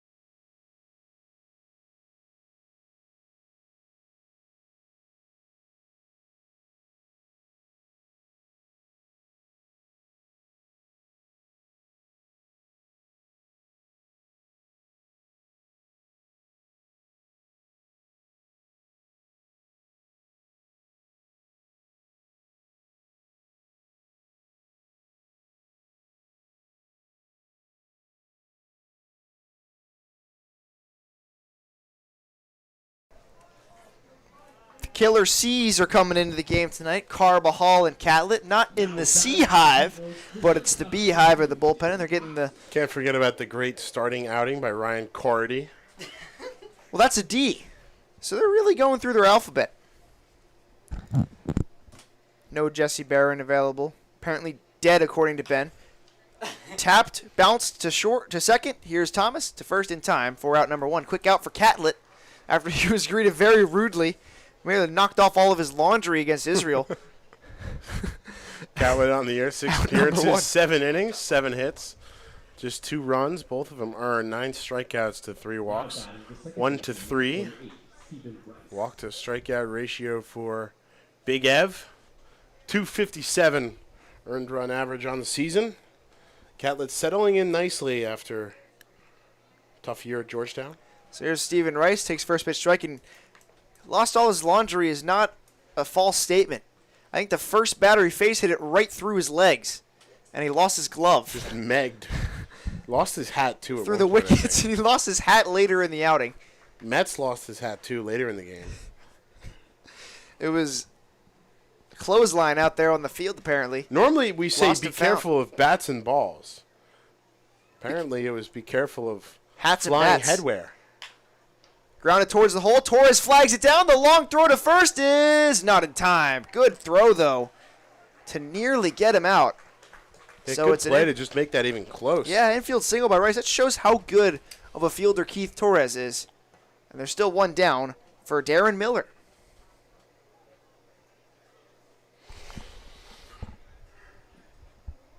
Now batting the first baseman, number 12, Darren Miller. Once again, we thank everybody for tuning in here on Big Train TV. Tyler Gallo and Ben Bobek here with you for the whole game, as we have been all season. Doubleheader tomorrow starts at 4:30 here at Povich Field. Lofted down the right field line and Doink. off the yellow piping on top of the fence near the bullpen. Silver Spring must be sitting down there in their dugout looking around and just wondering, when did it get so clean? That was us. Long swing and a miss there for strike two by Darren Miller. We spent a lot of time cleaning out those cubbies and getting under the dugout as Israel was in town. And it was a fun atmosphere at the game. Other duties as assigned. 0-2 from Catlett. Runner goes. Swing and a miss. Strike three. Throw down to second is not in time. So a stolen base on strike three for Miller. And up comes Jacob Orr. Nice little snag there on the throw, a little bit too far towards first base off the arm of Near-Eye. Now batting Very close to a strike him out, throw him out, but Catlett gets the half of that matters. Runner into scoring position with 2 outs.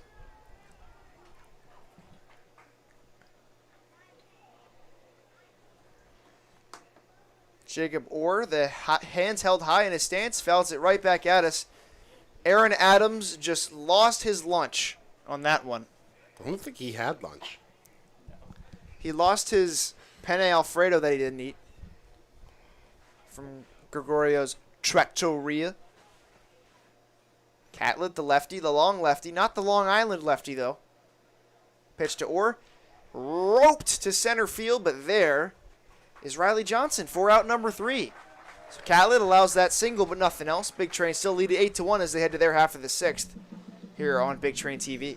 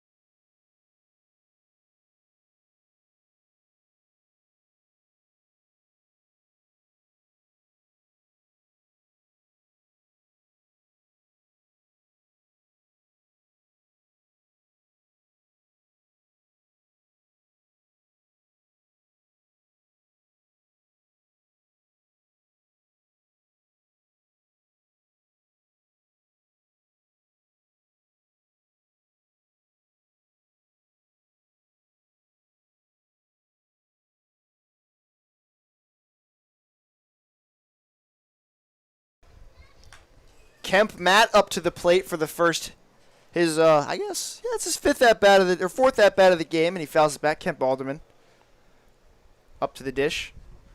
Camp Everett Catlett, scoreless inning of work. We'll see if he's out for 2 or just 1. Probably just 1. Up high, ball 1. 1-1 to Kemp Alderman. Kemp Amderman. 4 consecutive scoreless innings now in the books. Last one, or first of that streak, hung up by Ryan Doherty in his last inning of work as the starter. Colkin delivers. Outside, ball 2. Carver Hall and Catlett combining for the next 3.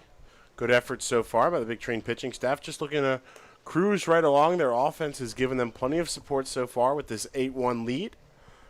And just looking to keep it going. Business as usual so far. Alderman waves at a swing and a miss there, and it's 2-2.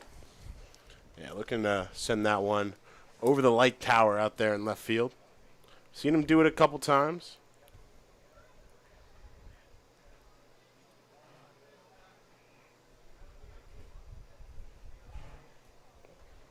Inside, ball 3, and the count runs full. And you can just see the haze that is there. It almost feels kind of smoky just throughout the air. Doesn't smell quite smoky, though. Full count offering from Colkin. We'll see what Kemp gets here. The pitch. Incinerates one to deep right field. Going back is Martin. On the warning track, he makes the catch. Nearly an Oppo taco for Kemp Alderman, but instead, ground beef. Yeah, I think that's the one spot Alderman has not deleted a baseball to this year. We've seen him go Oppo a couple times. Loud on that F9. RBI single back in the first inning. And a step or 2 from the outfield wall there is Martin in right. And able to collect that one for a very loud out, number 1. So here's Sean Uell, who has hit one to that spot. Yes, he has. Looking to do just that. A 0-1. little bit different as the lefty, though. That's Kemp where Alderman goes Oppo. He's seeing the ball really well. Runs outside a bit. 1-1.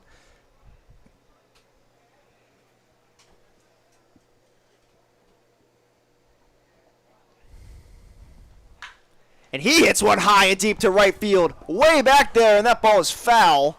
But long time out of here. Nolan thought it was gone. But Nolan, that's 25% of the way through his trot there. Flipped the bat to the dirt, was ready to send that thing all the way home. Sean Uell was so convinced that thing was gone. Nolan has seen better Look, days. we're not the only ones that get fooled. Oh, man. You got all of that one now. Second hardest hit non-home run we've seen this year. Second, of course, to Mr. Danny Neareye. In about the same spot that Danny Neareye hit his. 1-2. And that one's not, I don't think Sean Colkin wants any part of Nolan Sean Uell right now. Yeah, not trying to give him another ball to turn on like he was able to on that foul ball. This is not a guy you want to put one on the inside third of the plate where he can just absolutely get that bat all the way around. That is on the inside third of the plate, but No, not. it's not on the inside third of the plate. It's inside of the inside third of the plate. So on the inside third of the plate. It's not on the plate. It's a ball. The inside sixth of the area. That's rung up on strike 3 on the inside third of the plate, which Sean Uell didn't like that, and I didn't either. Inside, Hemmons rings him up. Out number 2. Second time we've seen karma kind of come for a player discarding a bat a little bit too early. Rounded the bases like he hit. He was well into his trot, past first base, not even looking at the foul call by the first base umpire, Dustin Fields. There's a strike. 0-1.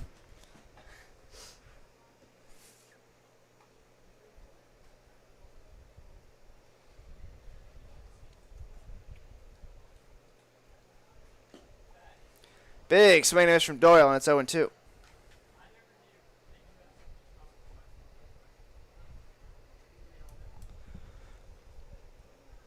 One more time.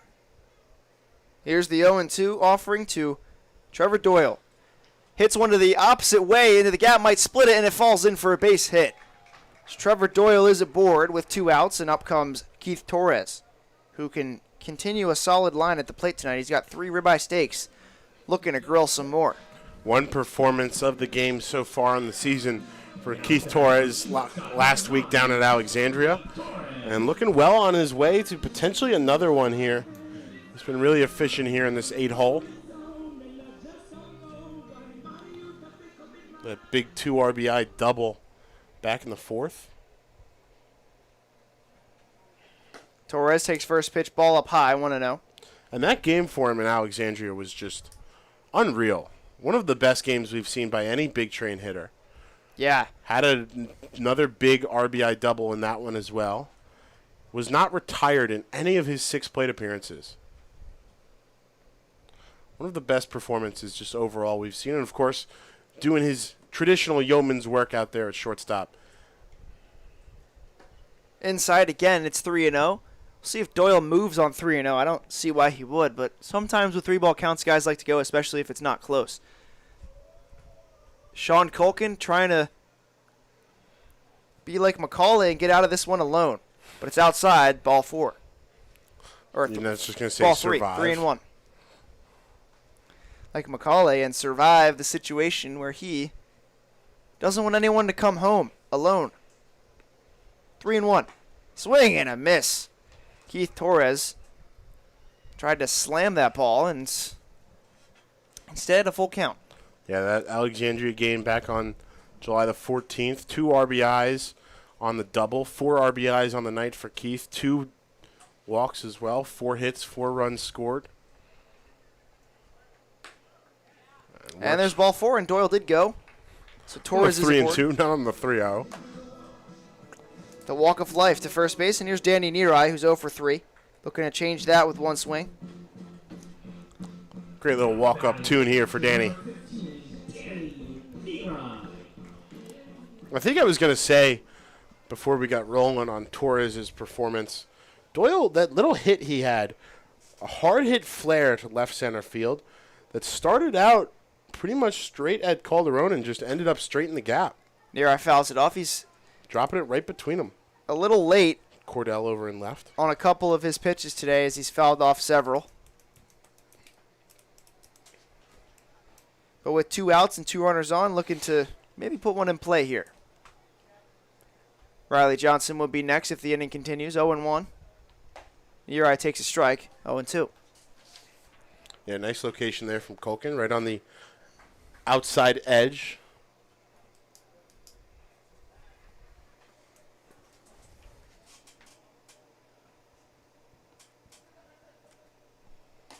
Outside again.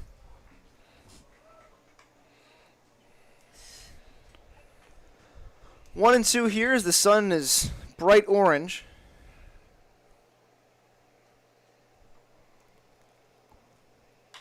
Nearhigh fights one off again with one-handed swing, and it's wants to sticking that bat out a little bit. Danny Nearhigh, it's maybe much to the ire of the fan base, but that's out number 3. Big Train still lead at 8-1. They get a couple runners on, but none in. So we head to the break and the 7th inning on Big Train TV. Fans having fun.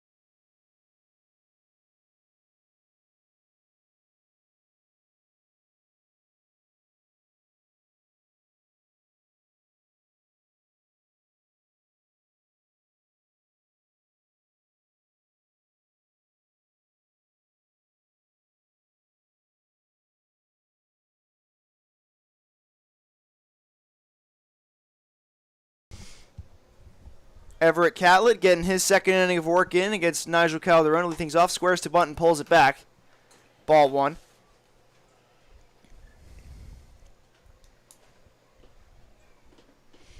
Very orange here at Povich Field tonight. The Pove! Here's the 1-0. As the kids Again call squaring, and he misses. It's always a tough look, I think, when you square, you're in a good spot, and you don't pull it back, you just miss. 1-1 offering from Everett Catlett, probably bridging the gap to Zach Locke or Ryan Metz for the final one or two. We'll have to see. Or both of them. Zach Locke did say he was going to pitch tonight in place of Cooper Rons. Calderon takes strike outside, 1-2.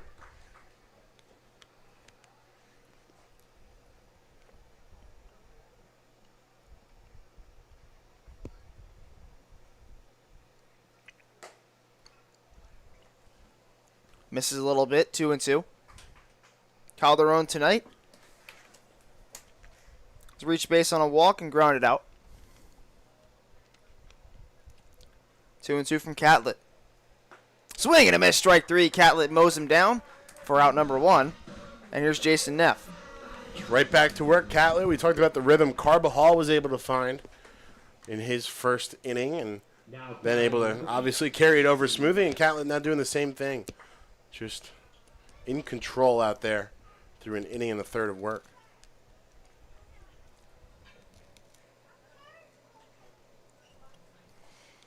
So Jason Neff up to the plate now. Takes first pitch outside, ball one. Sacrifice ground out and a strikeout today.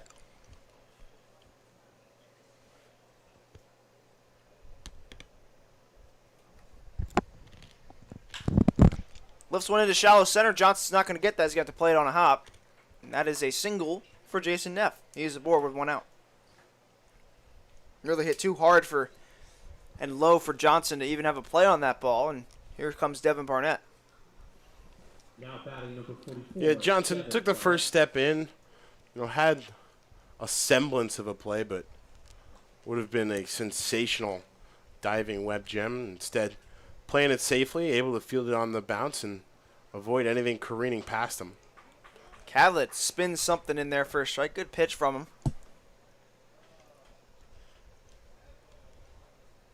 I think it was a breaking ball. Potentially a changeup. It's moving. 0-1 from Catlett. Barnett comes up empty. Fans on the strike, and it's 0-2.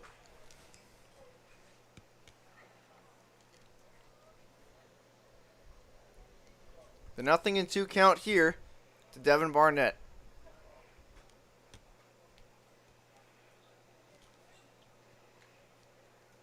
Here's the pitch from Catlett. Swing and a miss, strike three. Another strikeout for Catlett, his third. And another one bites the dust. Up comes Zach Martin. Yeah, just completely in command there on all three pitches. Working the sequencing perfectly. Breaking ball to get Barnett around and swinging. He'll try to give Brian Cordell in the on-deck circle now as much info as he can. Hit towards the hole. Thomas trying to flag it down. He does, but keeps it in the general vicinity of the infield, so no one else can advance. It's an infield single for Zach Martin. Here's Brian Cordell. Yeah, again, tough play. I think we've talked about this a couple times across both defenses. Now batting number But just a 11. good job by Thomas to get over and be able to backhand that, keep it from rolling in, hold the lead runner at second, and just put the ball straight in his pocket. Get it over to Torres. So maybe look for a tag play on Neff, if anything. Bounce again towards second. Thomas gets this one instead and fires it to first. Not in time. That's three consecutive infield singles.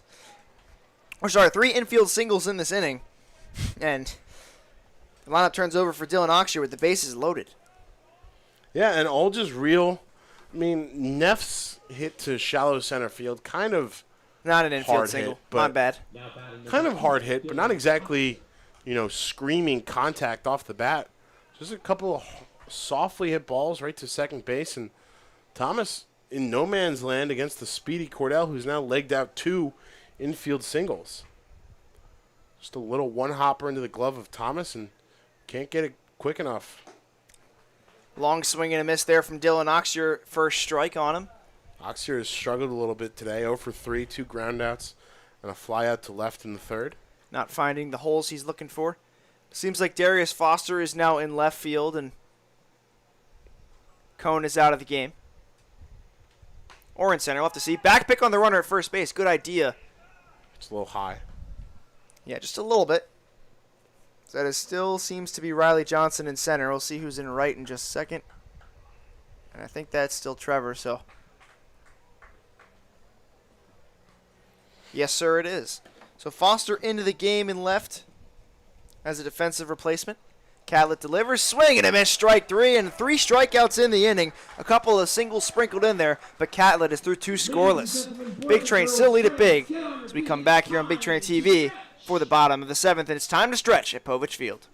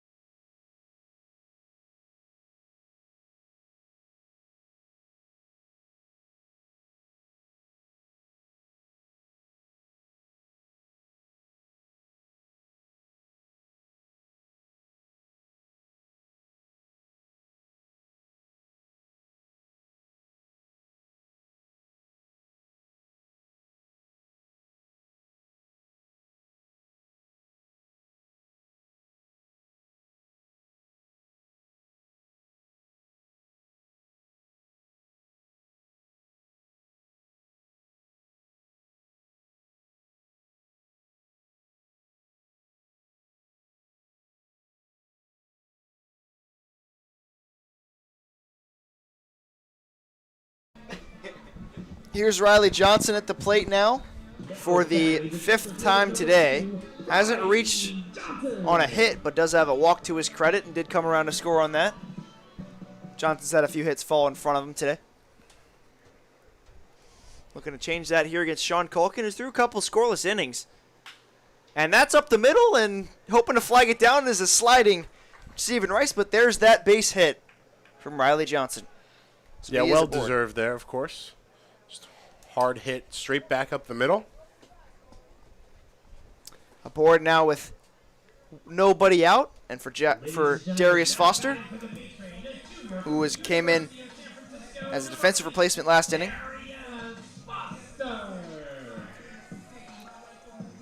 Seventh inning, not the 6th. Scorecard is wrong there. Foster, an all-star. Struck out in his first plate appearance yesterday and lays down a great bunt. And that's going to get the runner over and nearly get him a single. But a perfect bunt for Darius Foster. And the funny thing about that is I don't think that's where he was aiming. It looked like he was showing down the third base line. But I don't know if he just kind of pulled his front hand forward and turned it down the first base line at the last moment, or if he just kind of popped it up that way. But it ended up, as you could see, a dribbler up the first base line, and Foster nearly reaching on that one. But a valiant effort. Matt Thomas now up with the runner in scoring position against Sean Culkin. First pitch strike, 0-1. We got a baseball for Darius to sign. A couple other guys as well. Head into the memorabilia case up here in the George Solomon press box. 0-1, outside. 1-1. Ryan Lavarnway signed broken bat as well.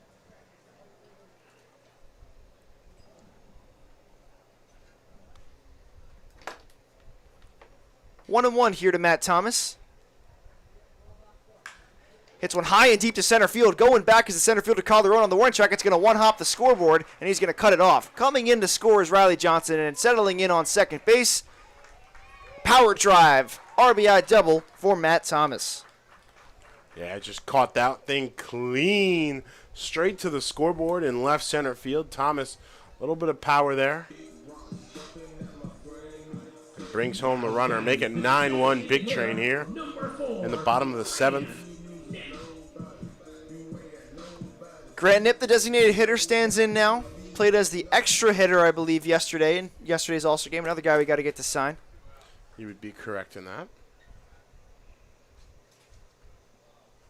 Inside corner of the plate. Not catching it, though. 1-0.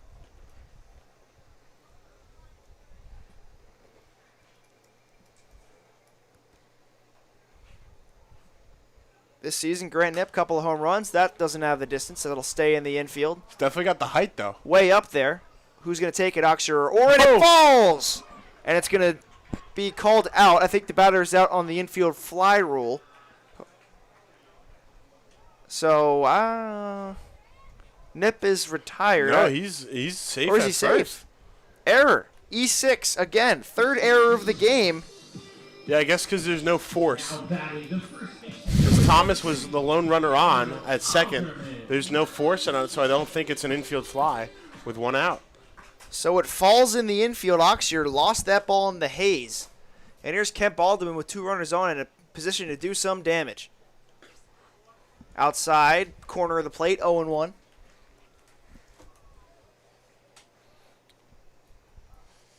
Alderman hit one very far and deep to the opposite field.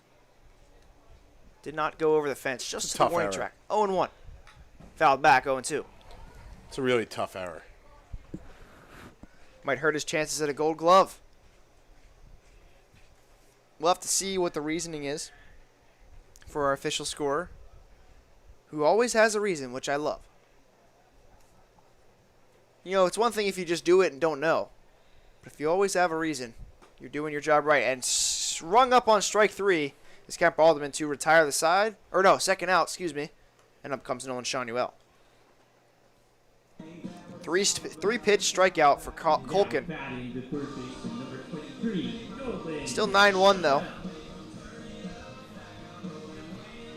And still a good opportunity here for Shanuel now. Shanuel today, a single, a double, a walk, and a strikeout. Maybe looking to add to his line here. First pitch strike, 0-1. Shanuel not named to an All-Star. Or not named an All-Star.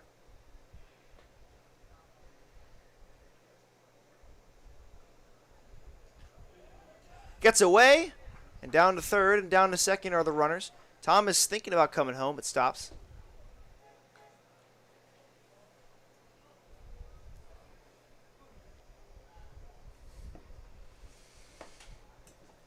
Shanuel with a 1-1 count here. Good count to maybe sit all over one and blast it to right field. Instead, hits it to the left area of the field and way, way out of play. 1-2. Just past the 8 o'clock hour here at Povich Field. 2 hours and 2 minutes into this game. Moving right along here in the bottom of the 7th. 1-2 to Shanuel.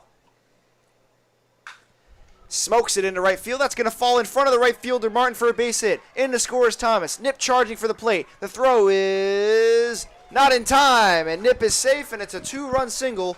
An 11-1 score for Nolan Shanuel.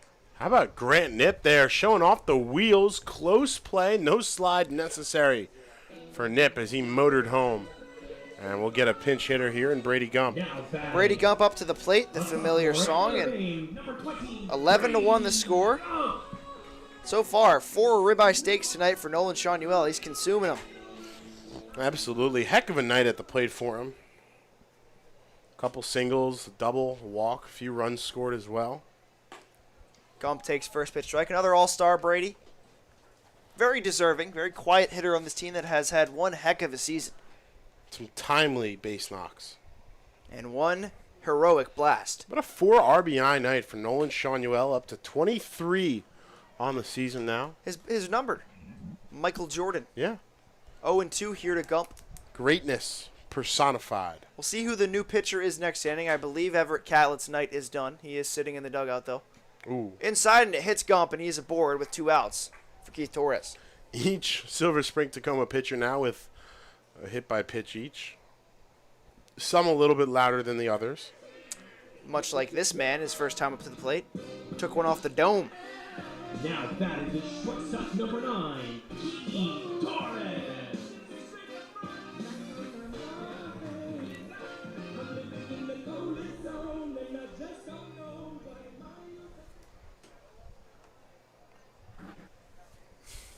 As we near the month of August, here on July 20th, Torres takes first pitch right down Main Street, right down Westlake Terrace.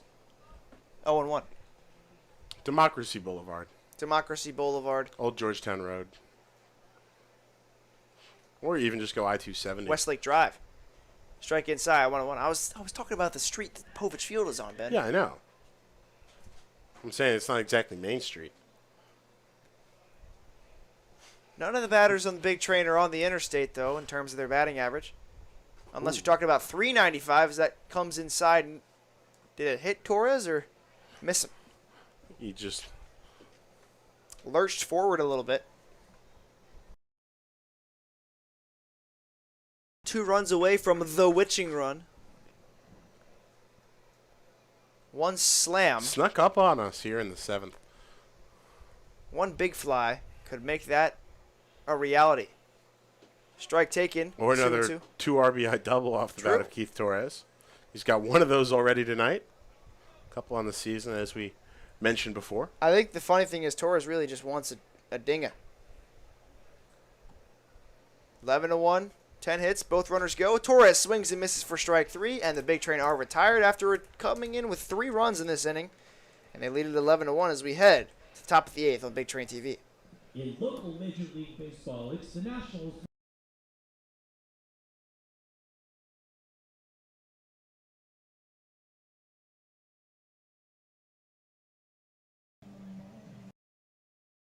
Please.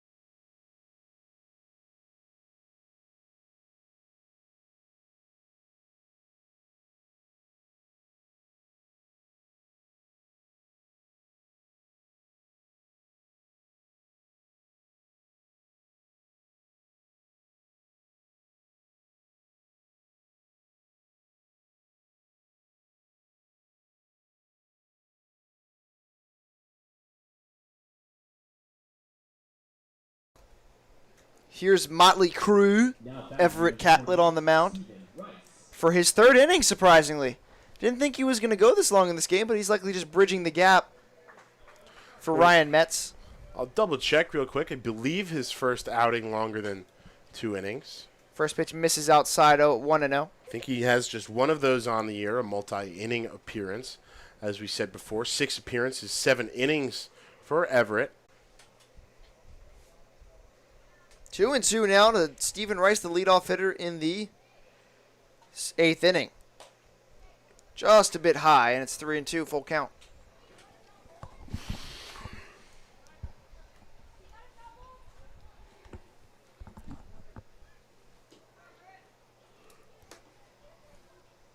Payoff pitch just outside ball 4, and aboard is Steven Rice with nobody out, and up struts Darren Miller. Connor Palmera, of course, out of this game early on because Kemp Alderman collided him at with him at first base and knocked him out a little bit. Maybe the wind was knocked out of him. Catlett out of Manassas, Virginia. Played just Xavier this season? Oh, no. All of his career highs were against Xavier. I was looking at the wrong column. But his longest outing this season was 4 1/3 against Virginia Tech, or at Virginia Tech. So no stranger to going long in games. Swing and a miss by Miller, 0-1. Nice 5.94 ERA. Not too bad this season at Georgetown. Still not probably what he was looking for. The team messed with his arm slot a little bit. It's low ball 1-1. Great guy, though. Love talking to Everett after every game. Or before. Or whenever we see him out and about. Oot in a boot. Here's the 1-1. Just high again. 2-1. Yeah, good looking pitch there. Just missed the spot a little bit up. That thing really popped near eyes mitt.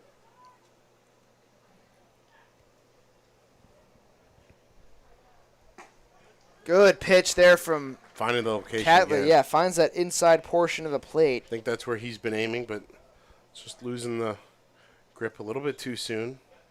Or at least point a little high, and ball ends up high. 2-2 with nobody out. Here's the pitch.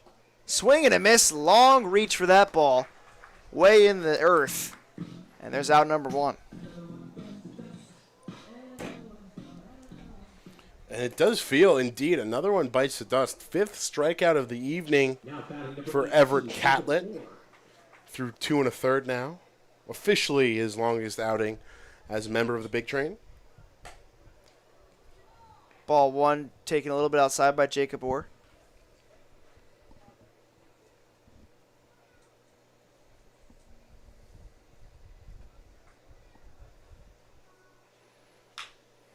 Bounce towards short. Torres can't get to that one, and it's a base hit for Orr into left field.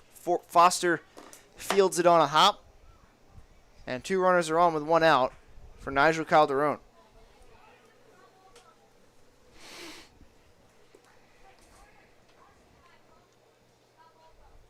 Now batting number 27, Nigel Calderon.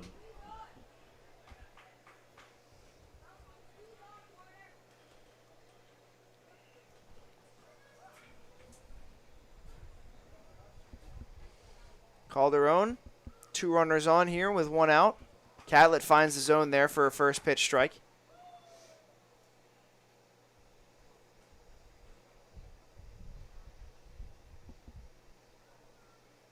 Oh, 1. Swing and a miss. 0-2.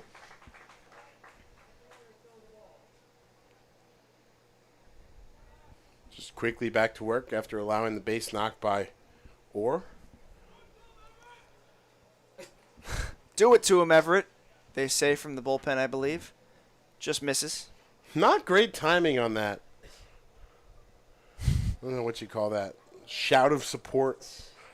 Either from the stands or from the bullpen. I couldn't quite tell where it came from. Right as he was about to start his windup. It's like yelling during a golf swing. Big no-no. I always like to sneeze during my dad's golf swings. Remind me never to play with you. I wouldn't do it to you. Thanks, I guess? Maybe I'd throw something at you. Fouled off into the screen. 1-2. Calderon fighting off a couple pitches here from Catlett.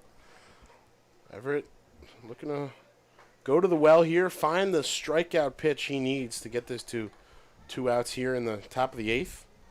1-2 to Calderon. Swing and a miss, strike 3. Another strikeout for Catlett, who's now up to 5 or 6 in relief. I believe that's the 2-seamer we saw there. And Man, had it working perfectly. A little Now batting number sword from Calderon as he goes down. Now, is he the sword of the week? Probably not.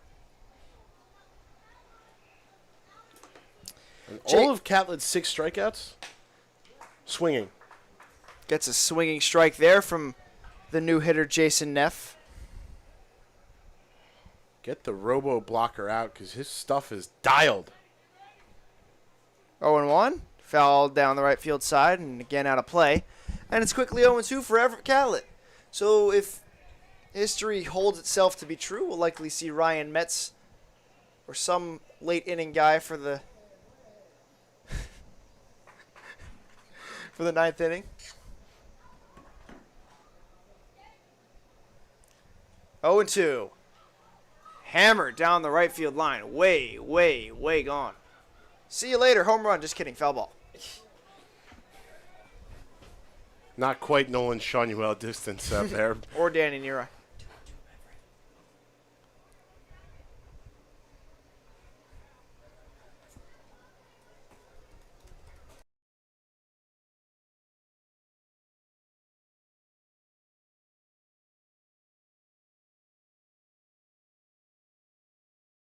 To it.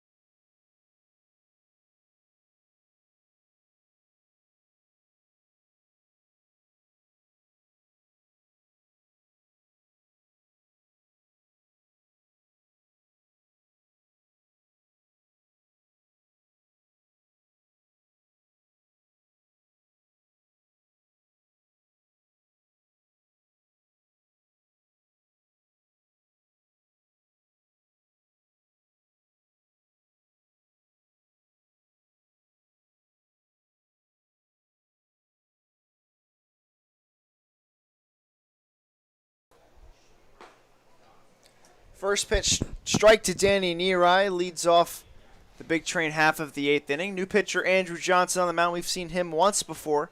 0-1 to Neary, fouls it off, and he's just a little bit behind on these pitches. That's what I've noticed from him today, sticking out the bat a little bit more. Andrew Johnson, the 6-foot lefty. Rising freshman at Maryland out of Mount Airy. Not to be confused with our nation's 17th president. Neary, a high chopper to third. Long throw to first in time. Out number 1.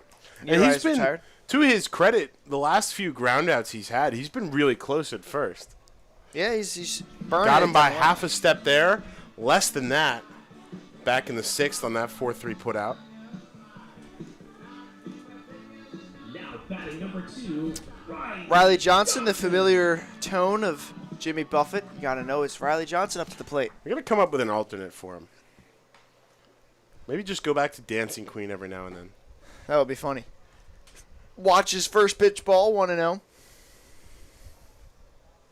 Big Train lead it huge in this one, 11-1.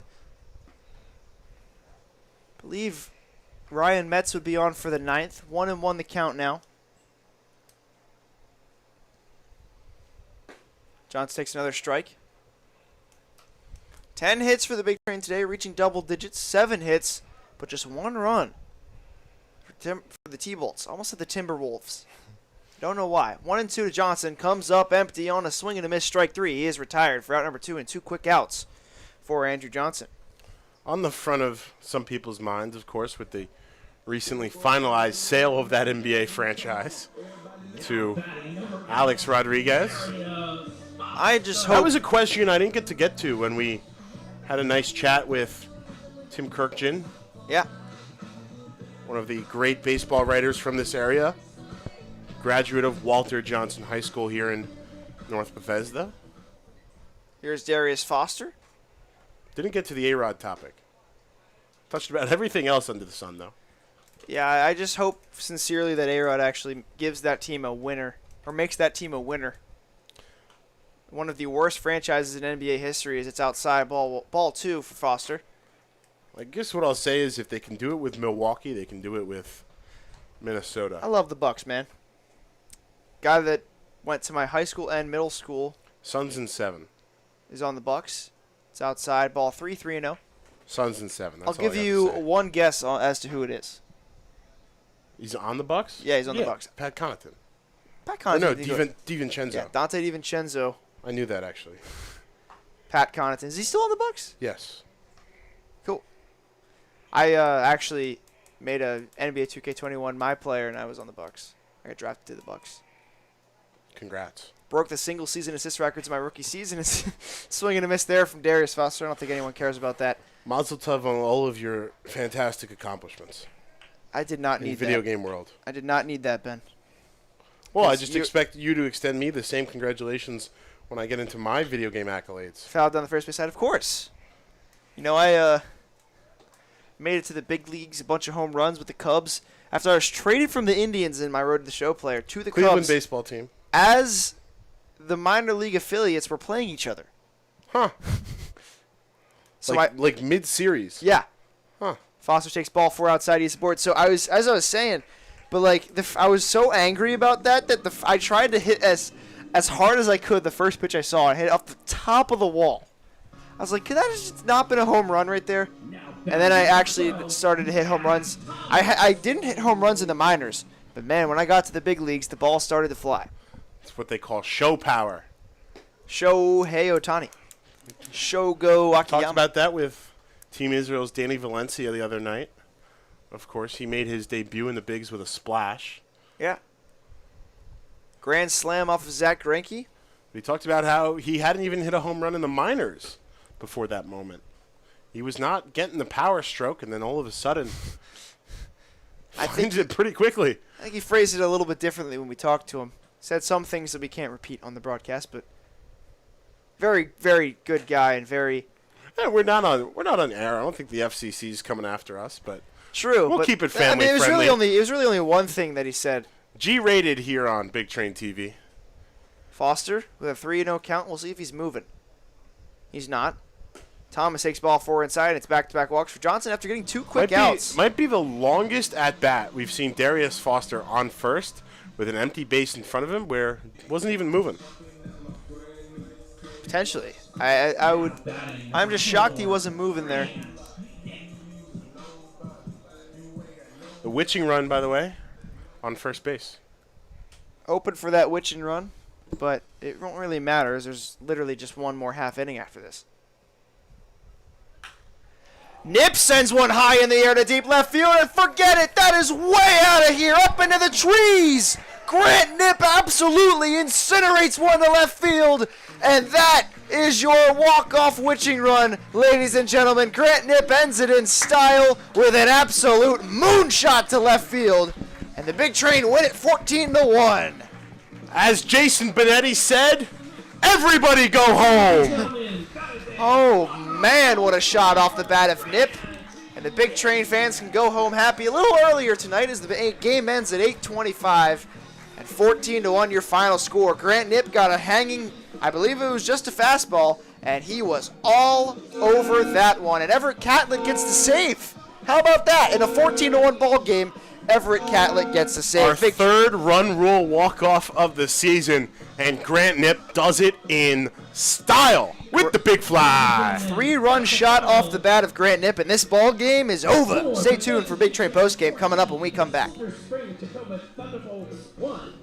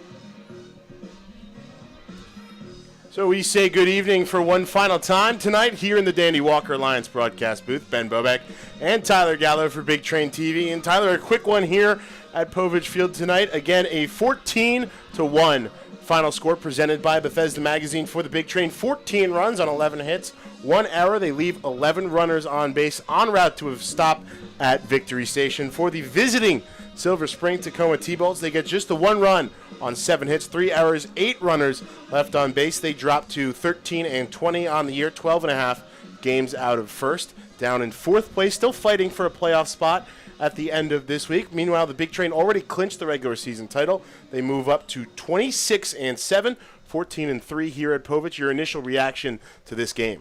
Really just a slam-a-lam-a-ding-dong of a game today for the Big Train. They end it in grand style, not grand slam style, but a grand fashion of 3-run shot to end it for Grand Nip, and he stays hot. What a game. Very close to grand. Very close to grand. It was a 3-run shot, but it was a good game nonetheless. I mean, Big Train scored early and often in this game, and they scored often, and I just want to give a big shout-out to Everett Catlett for 3 tremendous innings of work to really close it out. Earned his save in this one, even though it was a 14-1 game. If it's 3 scoreless innings at the end of the game, that still qualifies as a save. Absolutely. Catlett, 3 innings pitched, 5 hits allowed, no runs, 6 strikeouts, and just the 1 walk. As you said, a save in our books. Ryan Doherty does pick up the win, his 3rd on the year. He's undefeated, 3-0. Gabe Delgado out of UMBC, just 1/3 of an innings. He gets tacked with the loss to fall to 2-4. As you said, Catlett picking up his first save of the year. This game started right on the nose at 6 p.m. here at Povich Field. Ended a little bit early at 8:25, 2 hours and 25 minutes by my watch. An overall great night of baseball. I think it's got to go tonight to I'm gonna go with Everett Catlett. You know, Catlett pitched really well, 6 strikeouts in 3 scoreless innings of relief. Really, just a tremendous effort from him. Kept the runners off the board, scattered a few hits. He gets my performance of the game tonight. How about Nolan Shanuel in my book? A couple big hits, 4 RBIs, as we talked about a little before. Just really kept the offense chugging in the 6-hole tonight. Turned a couple of base hits and got a couple of runs in, and that's really all you can ask for out of Nolan Shanuel as he bats in the bottom half of the order. Really, really good game tonight, and I just think that really you couldn't go wrong with anyone tonight out there. Absolutely. Grant Nip also on a torrid run overall. The last few games, 2 homers now in his last 3 games. If you include that Israel exhibition, a couple doubles over that stretch as well. He's really been seeing the ball well and really just been driving it all over the park. Both of his last home runs now to deep left field. Yeah, and he is just on a heater right now for the Big Train, hitting the ball all over the place. And the ball he hit today might be the furthest we've had all season from a Big Train player. Absolutely. Unloaded on it, turned on it. Your final thoughts on this one, Tyler Gallup, before we get out of here? Well, they, really just struck down the T-Bolts in this game and won it in big fashion, 14-1, and they'll look to take 2